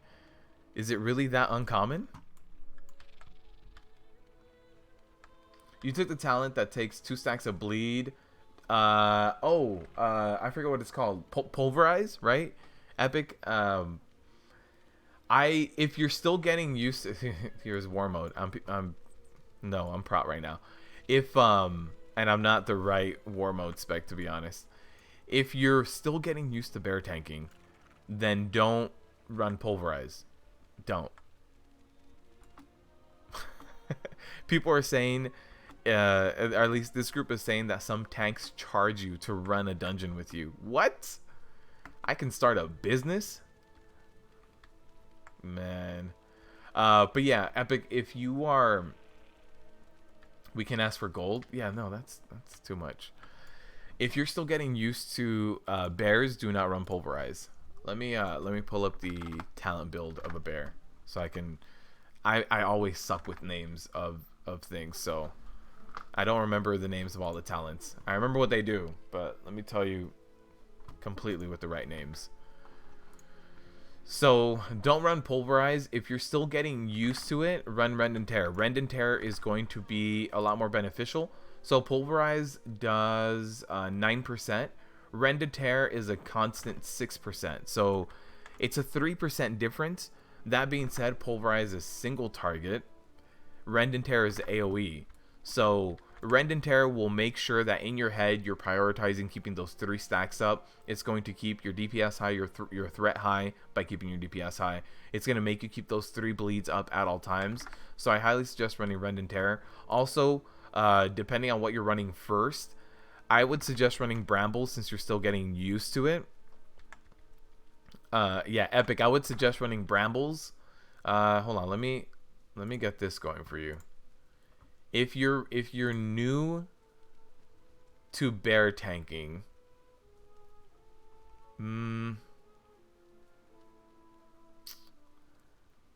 I would suggest this build, and you can go ahead and yeah, Epic. So since you're still getting used to bear tanking, I would suggest that build. It's a lot of things that just happen automatically. You don't have to run Typhoon. If you like Mighty Bash instead of Typhoon, pick up Mighty Bash. And the row 75, I left that blank. You can run Incarn or Galactic Guardian if you're whatever you're used to. I would prefer running Incarn because it's better for boss fights and it kind of helps break the monotony of a bear. Like bears always have the same thing. While you're Incarn, your rotation is a little different. So yeah, I would highly suggest running that build. Brambles, Rend and Tear, Guardian, Resto Affinity, and Wild Charge. Those are all 5 talent points that just kind of happen. Wild Charge is your charge going in. You don't have to worry about it after that. The rest of it is very autopilot. So worry about staying alive. Worry about your bleeds. Worry about your rotation. Worry about having 100% uptime on Iron Fur. That is very, very important. 100% uptime. And then once you have all of these basic blocks in, that's when you can start changing your build, right? Once you have all the learning blocks in, you can run intimidating roar instead of wild charge. You can run bristling fur and make the most out of it instead of brambles. You can run galactic guardian. You can run pulverize. Like once you're very used to what's going on your bear, that's when you can start experimenting. But that build, I feel, is like the most autopilot, so that you focus on what you're doing first, and then you can focus on builds and doing stuff differently. Unless you got Werebear or Neon, you should be tanking with anyone else. Oh man, where do you get this mount? Agunga. This mount is from the Anglers, which is a reputation in MOP. Where are they? The Anglers, right? What you can do is actually when time walking comes out, which when is the next time walking? I don't know when the next time walking is, but whenever time walking comes out, you spam time walking and you get these badges, right? These time warp badges. When Miss of Pandaria time walking comes out, what you do is you go to this island, the Timeless Isle. You go to the vendor that uses that currency, and you buy reputation tokens with the Anglers, and then you just you spam dungeons on time walking, get a ton of badges. I don't know exactly how many you need, depends on your reputation, and then you go to the Anglers, which are located right down here somewhere, like somewhere in this area. I forget exactly where. and then you buy the mount. So yeah, this mount is from Reputation with the anglers. Let me show you. What is this guy called? Water Strider. The Angler's Exalted. That's it. You are a werebear? Nice. Yeah, I don't have the werebear skin. Yeah, no problem, Magunga. Am I playing EU or NA? I play NA. I play in NA. I have somebody else here, but I don't think they're going to have war mode on. Oh, they do have war mode on. Nice. Let's summon. Let's do things so we can kill things and get loots. We're going to get the mount from this dungeon. I'm going to get that parrot mount. I don't remember how good the trinket is for me from this dungeon. Let's see. Crit verse, haste verse. Haste verse, haste mastery. The pants are better here. That's it. What? I thought this guy had the trinket. Is it not for protection? Is it for arms? Huh, he had a trinket in the beta that was called like loaded dice. That's weird. They got rid of it. You can't spell a type. Please proceed to tank in peace. Oh man, it's all good, Gabriel. Ayo, big man, greetings from Munich. It's almost midnight for you, and it's nice to see you watching. Nice, Lil Bill. Thanks, man. Thanks for the positive vibes. I appreciate it. Pirates have a habit of splitting their bodies up in halves. Might be lucky. The trinket is just agility. Oh, that's why I remember getting it on a tank. I remember getting it on my bear and on my demon hunter. That makes sense. Yep, you're right. Agility only. You are absolutely correct. Alright. So, rogue will BRB. Uh-oh. Well, we started this. Might as well kill a few people. These guys don't reset. These enforcers don't reset aggro anymore. So, that is something that got changed. So, I remember the first week I told you guys, like, these guys are terrible. They're going to knock you around. They're going to reset threat. They hit hard.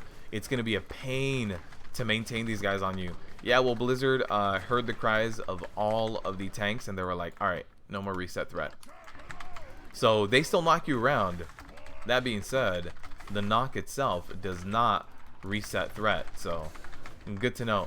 As a Fury Warrior, is it really beneficial to just spam Whirlwind when it's 3 targets? This guy was just standing in between everything and just hitting Whirlwind. That was it. Just Whirlwind. Also, if you guys play a healer or you play a monk or a paladin or any kind of dwarf, these first few pulls in Freehold have this poison that does stack up. So your healer should either cleanse you, or if you are the healer, you should cleanse your tank. Or if you can cleanse yourself, then do it as a tank, because it does add up. It's actually a decent amount of damage. Also, if you're doing like really big pulls, like let's say you're running this on heroic, it's on farm mode for you, the bleed is going to be one of the things that's going to be taking you down. So be careful with that. I mean the poison. Sorry, poison, not bleed. They're still loaded dice, how'd you only? Yeah, sorry, I thought it was. I remember getting it on a tank, and I was like, why isn't it here anymore? I might want to pull these guys. We're going to be waiting forever if we don't. Mage table. Nice. Let's put the mage table on top of the poison. What could go wrong? Do these guys stop patrolling here? We don't have the rogue in here. Come on, guys. Let's go this way. Nope, they do not stop patrolling. They just took a little break. I'll LOS pull these guys. Let me do that. When you start running Mythic Plus, this is going to be like the areas where it's like, alright, everybody get your Invis potion ready. We're just going to skip these guys, because a lot of these guys are skippable. Like these 2 pulls, you could skip these 2 pulls if you have Invis, and just run straight to the pull you need to make the boss spawn. Alright, this pull and this pull over here, you don't really need it.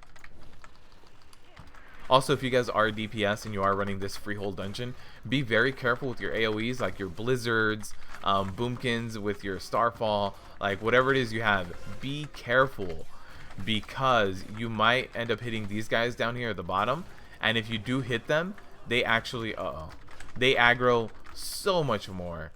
They aggro everything on the way. So if you hit these guys, they're gonna aggro everyone else on the way to you, and that's gonna be just a ton of trash. So be very careful with your AoEs. They can and will go over the edge and clip all sorts of things. So make sure that like your AoE just doesn't hang off the edge. With your Fell Rush, what? 5:30 a.m. here. Oof. Oh, Epic, you're from Malaysia. I didn't know that. I was gonna ask you too, where you were from, because you always say it's like a very, very different time zone than from me. It's not hard to wear Bear Tank. Just keep doing the same stuff over. All right, let's see. All right, so Rogue still isn't here. He's on his way. That's fine. He can get here when he gets here. We can clear the trash. Now, this trash is going to hit hard. So I'm going to prioritize staying alive above everything else. So Thunderclap, ignore pain. Thunderclap, ignore pain if it's starting to fall off. You know, just keep alive. Also, if you don't have any blocking going on, I would highly suggest popping Bolster if you feel like you're going to get spiked. At this point, we killed a lot of the ads, so I don't have to worry about 100% uptime on my block. Okay, so we'll wait for this rogue. Hopefully he's on his way. Boss is about to spawn. Greetings from Indonesia. It's 4 a.m. here. Hans. Nice, man. Thanks for the greetings. Are we waiting or no? I don't know. I would assume we are. That's a really good trinket. The buffs are pretty good besides haste. Yeah. Eat the mage food after you get poisoned. Hunters with any attack. Yeah, barrage. No, just pull 4 mana easy. Alright. They said pull. Alright.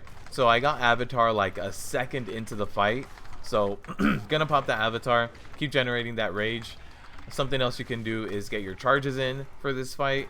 It's just gonna help generate a little bit more of that rage. We have really good damage without the rogue. That's a little worrisome. Like the damage is gonna be insane when this rogue comes back. So something else you can do is like, let's say you have a lapse in active mitigation, right? Demon hunters have big lapses in active mitigation. My blocking just went off. Lapse in active mitigation can be countered by drinking this. So that's something to note. That drink is there for you to kind of substitute your active mitigation, and there are plenty of classes that have lapses. This is a normal run. No wonder that was very quick. I was wondering why that run was so quick. Oh man, these guys. We need to start leading our own groups. What a fail boat. What a fail boat. Do I not know anything about these dungeons? What are you talking about? What are you talking about? What are the best traits for Prot Warrior? The best trait is this one right here. Deafening Crash. That is #1 best trait. Alright? So that is the best trait. That being said, this trait does not stack. Doesn't stack. The second best trait, so get one of these. After you get one of these, you get 2 of these. Because your active mitigation, your shield block guarantees that you block. Guarantees that you block. So when you have shield block up, you are going to be proccing both of your Azerite traits on this. So right now I have best in slot Azerite traits, right? I have 2 of these blocking ones. I have 1 of these Deafening Crash. That's what you want. That is the best mix. Now it's on Mythic. Alright. Man, that is terrible.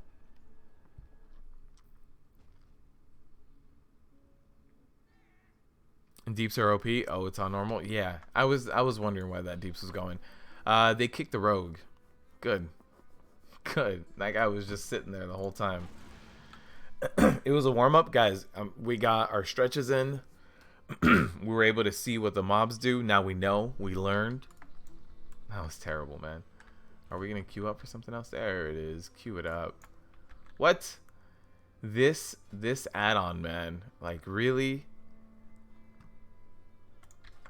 This add-on.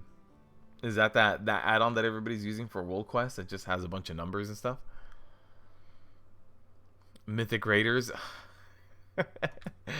Oh man.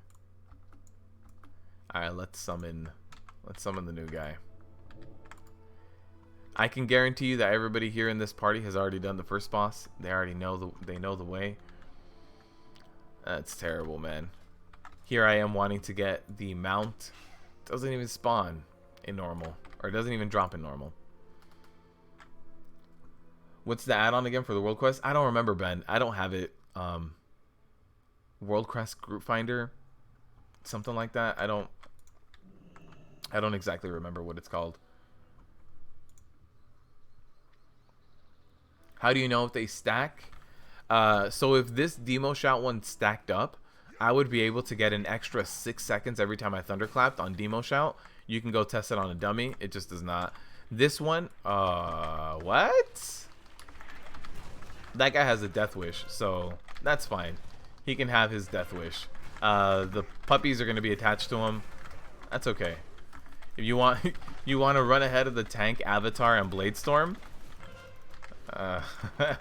That's okay.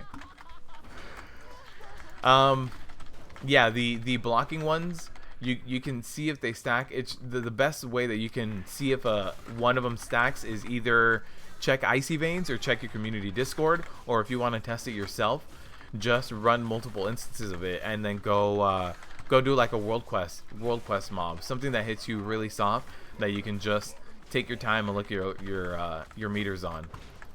So like these guys, you see it stacking. Now it's stacked up 5 times for 420. I believe each application is 42 on a normal stack. So in order for it to be 420 on 5 stacks, it would be 84. So it'd have to be twice as much. So that's how I know that they stack, right? Just because I can see that 5 stack is 420. So if I look at each individual stack, I think each individual stack with a 1 stack is 42. Yeah. So the only way where I can get 420 with a 5 stack is if each one is 84. Alright, let's skip these guys. We got a good patrol this time around.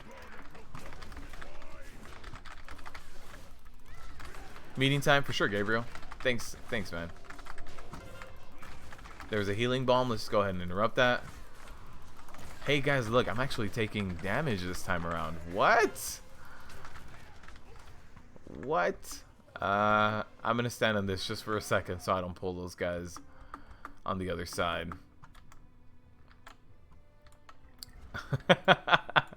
Yes I did, Epic. Yes I did. Is everybody here? Everybody's here. Alright, let's jump in there.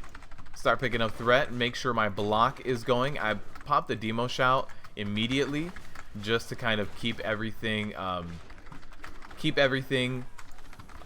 hitting me a little bit less hard. Now I do have Avatar Avatar up right now. That being said, my demo shout is down, so I'm gonna save Avatar and demo shout for the boss to show you guys just how much uptime of demo shout it is with Avatar and Unstoppable Force, right? So I want to show you guys that it's an insane amount. All you need is and since it doesn't stack up. If it stacked up, it would be broken. It would be completely OP.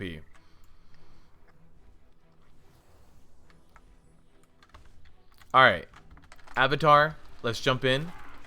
Now let's demo shout, and let's thunderclap every other cooldown. Thunderclap as much as you can. And that demo shout is just going to last forever on this boss.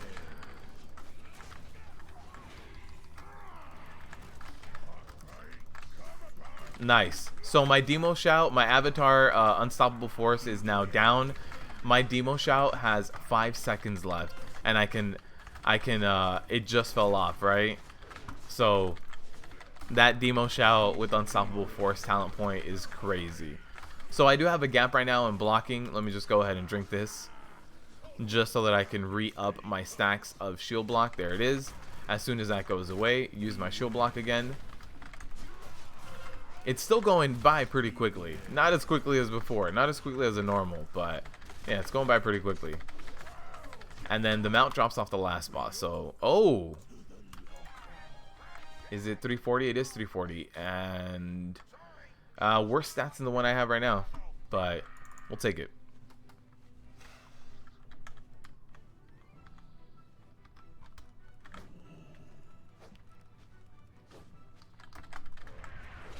Alright.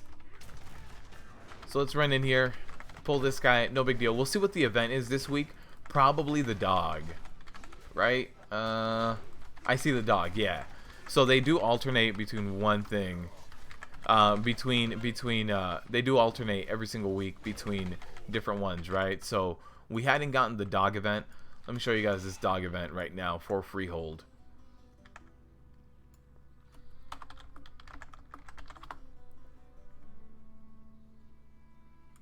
Alright, so this dog, you're going to need to chase this dog around the whole area. So you're going to need to full clear the whole area around here, right? So let's pop Avatar. Let's jump in here. Let's pull these guys. It's very important to just kind of kill everything. Also, the really, really important part with this trash is the duelist dash. So when you see a like a brown circle on the ground, that is the dash. And this guy is going to stun anyone in a line between himself and that brown circle. So it's important to know where it's at and where the mob is so you don't stand in that line. That's going to stun you, and as a tank, there's not very many other things that are more deadly in this world than being stunned or being rooted on top of a sea spout. That also hurts. So you see that we ran into the dog.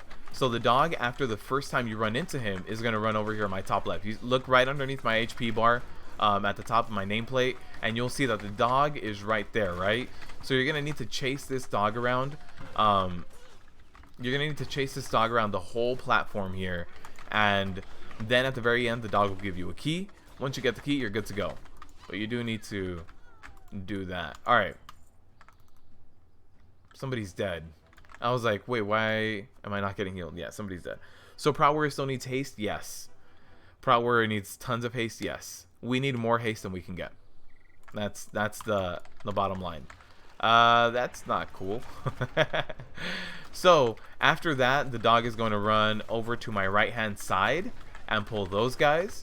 So what you need to do is just stack on top of the dog right here, and then you will be getting the dog to run over there. So you see that duelist dash? He's going to go from here to there, and anyone in that line will be stunned. So it's important to know where the mob is and where he's running to. Alright, so we can loot this stuff.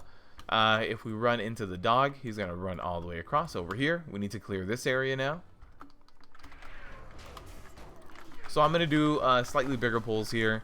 We should be okay. Let me pop a demo shout. Let me kind of make sure that everything sticks to me. Pop in Thunderclap. There's a duelist dash going out as well. I do want to avoid it. It is hard to hold threat on like an Avatar Bladestorm. It's probably one of the harder things I've seen. But that being said, at that point you're going to need to prioritize doing a little bit more damage. So now it's time to run over here. This warrior has a death sentence, and I'm okay with that. There's only so much worrying you can do for your DPS. Alright. Again, we have a duelist here. And there it is. As soon as that dog got ceased. So the dog runs over here. Let me try to show you guys. The dog runs over here, and this guy's in a cage. So you loot the dog, you click this guy on the cage, and then you're good to go. Whatever, regardless of what week it is that you're running, the event is only complete once you get the buff that is a pirate hat, right? So if you look at my buffs, I have this buff right here, Cutwater Regalia. That means that I did the pre-boss event, and I can go do the boss now. If I don't have this buff, the pirate hat buff, then that means that in this boss fight, I'm gonna fight all 3 bosses, and they are going to hurt like hell. So it's very, very important to get that buff so that you only fight 2 bosses. If you have 3 bosses up, the bosses actually buff themselves and do 100% more damage. So you're gonna have 1 extra boss, and all the bosses are gonna be doing double damage. It's just not somewhere. It's just not a position you want to be in. All right. Now that we killed that, I'm gonna clear the bar over here. It's important to also clear the bar because you can passively cleave these guys while you're doing the boss fight. So just want to minimize how much junk you're going to be getting. So this week we have the Vulperian guy and Raul, right? So the way we're going to handle these guys is taking care of this shooter first, ULDIR, and then the guy who's friendly, Jolly, is going to give us a speed buff. Everybody has a death sentence today, man. Okay. So, want to run away from that barrel smash, and this AoE around us just means that we have increased run speed, right? So we're going to be better at positioning ourselves for this Captain ULDIR. When Captain ULDIR runs around and starts doing that shot, this is going to be, uh-oh, it got the barrel on me. This barrel needs to be DPS. The barrel that's on me needs to be DPS. I don't think anyone's hitting it, so there's no tank right now. Anyone? Anyone? Alright, barrel just wore off. Overtime. Looks like they managed to take down one of the bosses. So now all we need to do is DPS the barrels and stand out of barrel smash. That's it. So here's barrel smash. He's gonna start AoE cleaving right here, right in front of him. Look at that. If you keep charging in like this warrior, you're just gonna keep taking damage. It's a channel that's an AoE underneath him. Here's a blackout barrel going on someone. Should be fine. Yeah, bosses went down before anything really happened with that barrel. Oh, it seems like he's stuck in the barrel. He is, and we can't DPS it because the boss is over. There's a boss a boss error. Please say add-on name with HP bars and cooldowns in the center of a screen. Kawa, that is my Weakauras, and if you want to download my custom Weakauras and import them, then you can view them there. But the add-on is called Weakauras 2, and in order to get this custom setup, you have to download mine and import them. Alright.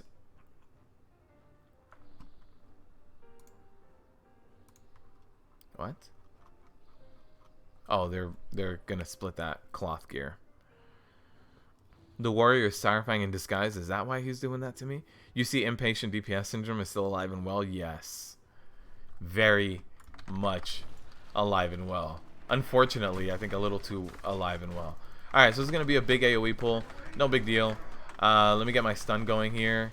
Let's get Ignore Pain. Let's keep Thunderclapping to keep that demo shout going on everything because of my Azurite trait, right? So I can keep a very good uptime on that demo shout. So demo shout lasted just about all of the pull, at least all of the substantial part of the pull. That going bananas guy, oh, he went down as soon as he started casting. Very nice.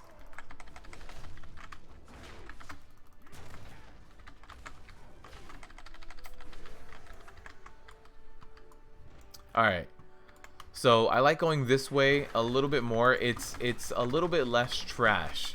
It's less AoE as well. Like you get a few different types of trash pulls, but I feel like these hit a little bit harder than the other trash pulls. Alright, let's spell reflect this water bolt here. Keep alive a little bit. And there's a blind rage. We'll be fine here. I'm gonna pop Avatar into the next group. Let's just get a loot going because impatient DPS is happening. Alright. So since I have Avatar, what I can do is demo shout, Avatar, Thunderclap. Just keep spamming me that Thunderclap. It'll keep demo shout going on everything. You guys can see that demo shout is just not going to fall off. It makes it so that demo shout is such a substantial defensive cooldown. Just maintaining its uptime for, I don't know, maybe something like 30 seconds at this point. Because demo shout has 10 seconds left on cooldown, or less now. And it had barely fallen off. So very, very powerful Azurite trait. People who did the highest DPS will get the parrot. I can probably manage to do highest DPS. I just need to do a nice AoE pull and then pop Avatar, and I'm good. Avatar demo shout, I'm good. I can do the highest DPS. Okay. So, in order to catch this pig quickly, everybody needs to spam right click inside of here. So this is when you're running Mythic Plus and you're trying to finish that key as quickly as possible, and you're like, oh, I hate this dungeon, it's got the pig. Spam right click in here. The pig lands here every single time, and then it's a random path. So as long as you spam right click here, you'll be fine. The pig has 5 stacks of greasy, so as long as everybody does it, you instantly catch the pig. All right.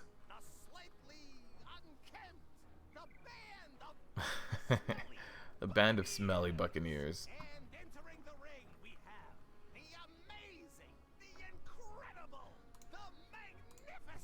All right, here we go. Come on, piggy. Come on, lightning. Role playing is about to be over. Here we go. Here we go. Spam right click. Spam right click. There it is. Only 2 people were ready. But if you want to do a Mythic Plus, if you're having that super fast timer, just spam right click there, and then you can take lightning and you can throw him over the edge over here. I'm just kidding. He goes off. I was able to glitch out the pig once and make him just stay in the arena. Alright, so now first mini boss. No big deal on this mini boss. Just dodge the dodge the turtle shells. Keep active mitigation up, you know, whenever you can. No big deal if you kind of like let it lapse a little bit so that you have charges up for the next boss, because this guy doesn't really hit you. In fact, if you want to just prioritize having only ignore pain up, that should be more than enough. So auto attacks are very slow on this guy. You guys can see like the actual hits that land in here. I'm not going to use any shield block, just to show you guys that it's possible to just do it with ignore pain. Here it is, ignore pain. And ignore pain is going to fall off before this guy even tears through it. There it is, ignore pain's almost off. And didn't really need shield block, didn't really take high damage or anything. Oh, nice. Very nice. Oh, this is a really nice pull. Very substantial pull we have here. Paired up with a boss that needs to be kited all the time. Nice. Alright, let me throw my AoE stun in here. Can we get it down before we have to do anything crazy? Yep, got it down as soon as this was going to pull. Alright. So let's prioritize keeping my shield block up right now.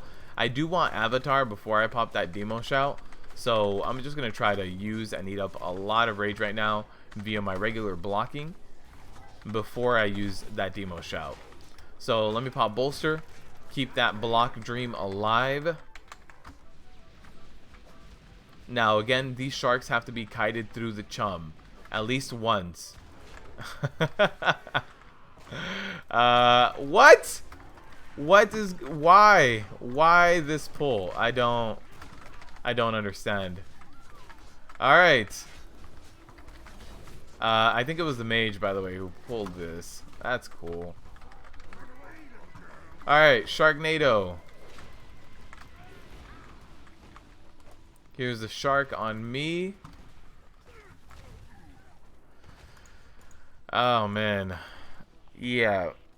That's not good. You don't want to do 2 ninja. We can handle 1 ninja pull while we do the boss. 2 ninja pulls while you're doing the boss? No. Just do 1. Just do 1, guys. If you're gonna ninja pull, keep it to 1.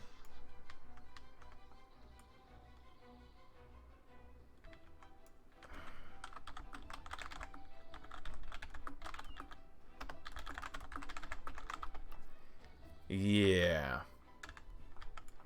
Somebody decided to pull those. Was it the Demon Hunter with Fell Rush? I honestly wasn't paying attention. I was not. I'm not gonna lie to you guys. I was not expecting this trash pull over here to get pulled when the boss is way over here. I would imagine it was arranged, but you know, somebody did it. All right. Let's just run in and maintain our demo shout now. We have Avatar. We have demo shout. So let me show you guys how amazing this talent point is, this Azurite trait is, right? So spamming that thunderclap, spamming that Avatar thunderclap on that demo shout. My demo shout is still up right now, right? My demo shout is going to maintain up. Look, my demo shout has like 7 seconds left, and it's still up on the debuff. 5 seconds left on spamming Demo Shout when my debuff was still applied on the mob. So yeah, this is crazy how good this Azurite trait is. So let's run that shark through the chum. I think we're good. Here it goes. Some of the range people are saying that one of the melees pulled those mobs. I don't know. I don't know who pulled them. Regardless, whoever pulled them, they shouldn't have been pulled. Alright, so one thing is, I'm going to keep this guy close to the chum, or stay away from the sharks too, though. But I do want to stay close to the chum, just in case that shark jumps on me like last time with that ninja pull. Alright, so keep this Demo Shout going. Let's just keep that Thunderclap. Keep it going here. There's the Thunderclap. Uh-oh. I don't want to get hit by that Sharknado, but I want to keep the Demo Shout going. Nice. Very nice. Hey, we got new gloves. Haste Verse. Oh, inventory's full. Hey, look, another ninja pull. In case we didn't have enough ninja pulls. Let's loot that. What is this? Haste Verse, not as good as Haste Mastery for us. Unfortunately, not better. But maybe we'll get some gear at the end as well. Let's throw this away for our mount at the end. So Ajara turns her people into Naga and those got rejected to become Tortolan, huh? That's exactly what happened. You saw the new Warbringers, right? Warbringers, Tortolans.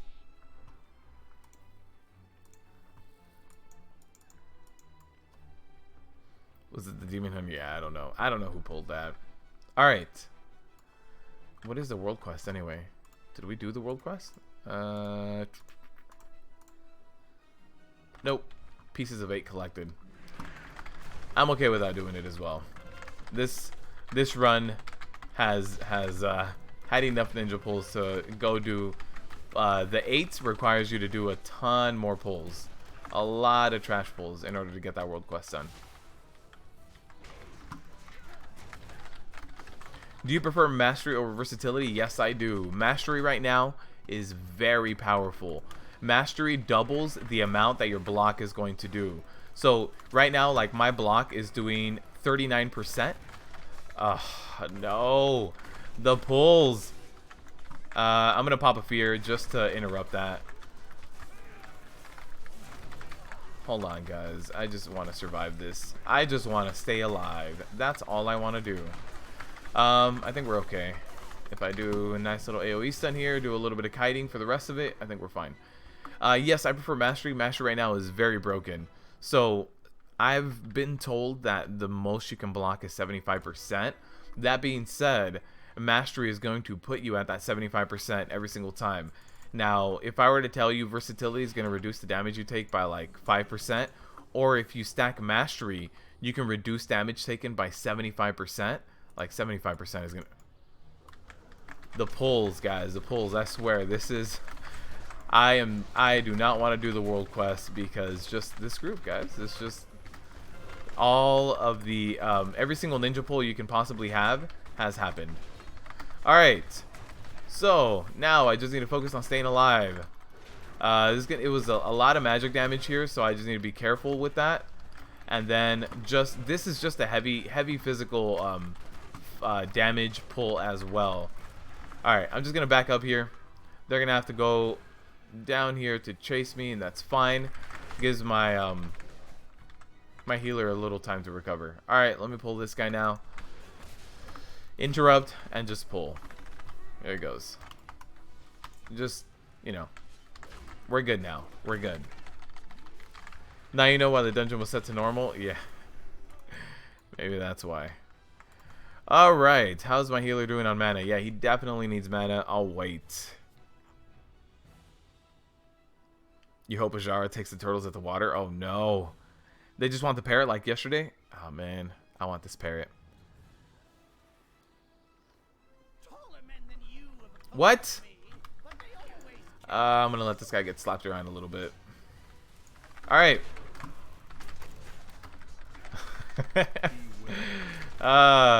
You frustrate your tank, they can choose when to taunt off of you. That's all I'm saying. Alright, so hopefully we get them out here. That's the hope and the dream. So Thunderclap, keep Thunderclap spamming to keep that debuff going strong. You guys can see that debuff on this guy. It's I can actually pop another Demo Shout, and Demo Shout is still on him. I can use Demo Shout again, and it's still on him. Like, what? This talent choice is really, this talent with this Azurite choice is very, very strong. The Pug Life, I know, that's what happens sometimes. Sometimes you just also have to stand firm. Like when you've asked them to stop pulling for you and they keep doing it anyway, you let them get hit, you know, a few times. Let them get hit a few times by the mob. Put some fear into them. Alright, let's see. No mount. Unfortunately, no mount. Alright, let's get out of here.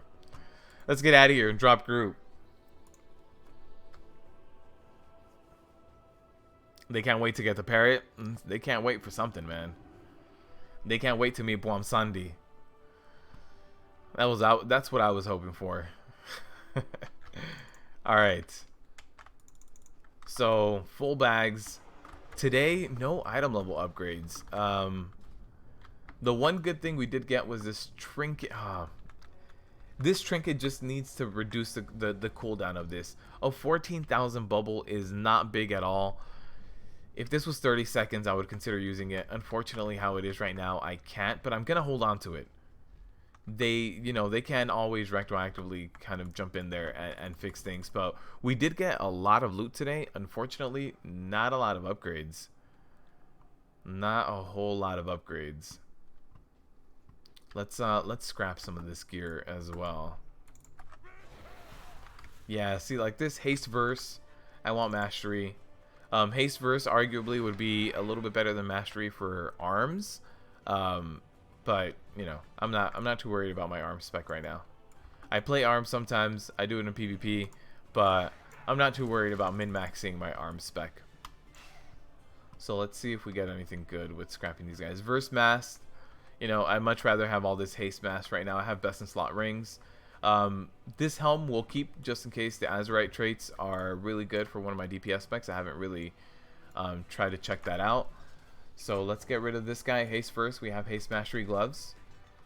Yeah, we have haste mastery gloves. Actually, this is more verse than haste too. It would make my haste go up by 3 points, but then gets rid of all my mastery. This is crit verse as well, which the two worst stats. Right now I have crit mastery, which also isn't great.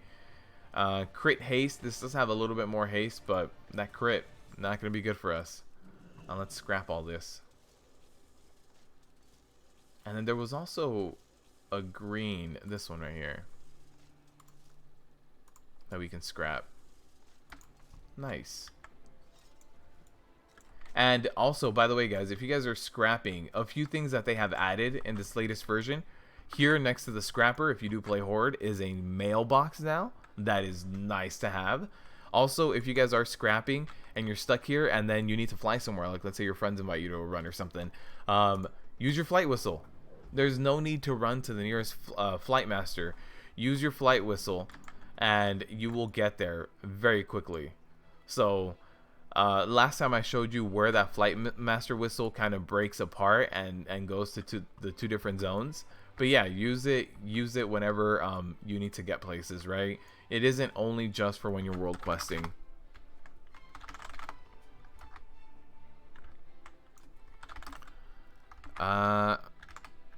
Another little dance party here. Nice. All the gold you should be. Guys, that is going to do it for today. We finished a good amount of dungeons. We still have a few left for Friday. So Friday's live stream will be the rest of the dungeons and our islands as well. Since they do rotate every week, I want to know what those islands are. And it's also important to know what kind of pulls they have. Like, sorry, last time we were in there, we were pulling a few things. Ioka, thank you for the membership. I appreciate it. You get the custom emojis and welcome to the Pug Life Club. Welcome. Can we get some Pug Life spam? Thanks, guys. Welcome to the Pug Life spam, Ioka. Thanks guys for joining me on Friday. Again, we will run the rest of the Mythic dungeons. We will also run islands just to know what's best for us to be pulling, because there's a lot of magic damage and range that happens in those islands. And if you go in there as a tank, not just Prot Warrior, any tank that you go in there as, it's going to be very important that you know exactly what to pull. So we're going to be going over that on Friday. We're going to run those islands, probably normal and heroic. Thanks for the spam, Demon Hunter. I appreciate it. And welcome again, Ioka. So Friday, again, the rest of the dungeons, those islands, there's the spam. Thanks again. I really do appreciate it. Guys, thank you for joining me again today. I will have the rest of the dungeon guides will be out before September 4th. So we have, I want to say, 3 or 4 more dungeon guides that I'm going to be working on this week. So the rest of the dungeon guides are going to be dropping as soon as September 4th hits, and we get the raid and Mythic Plus. The priority is then going to become raid guides for heroic and normal, and also Mythic Plus guides, so you guys know what to skip, what to do, what is going to get you certain percentages.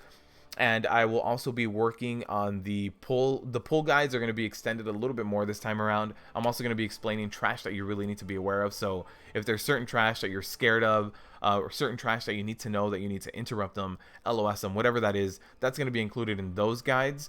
So look forward to that. As far as patrons and members, I will be dropping your exclusive video tomorrow as well for you guys, and that's going to be about the final steps to prepare before that raid.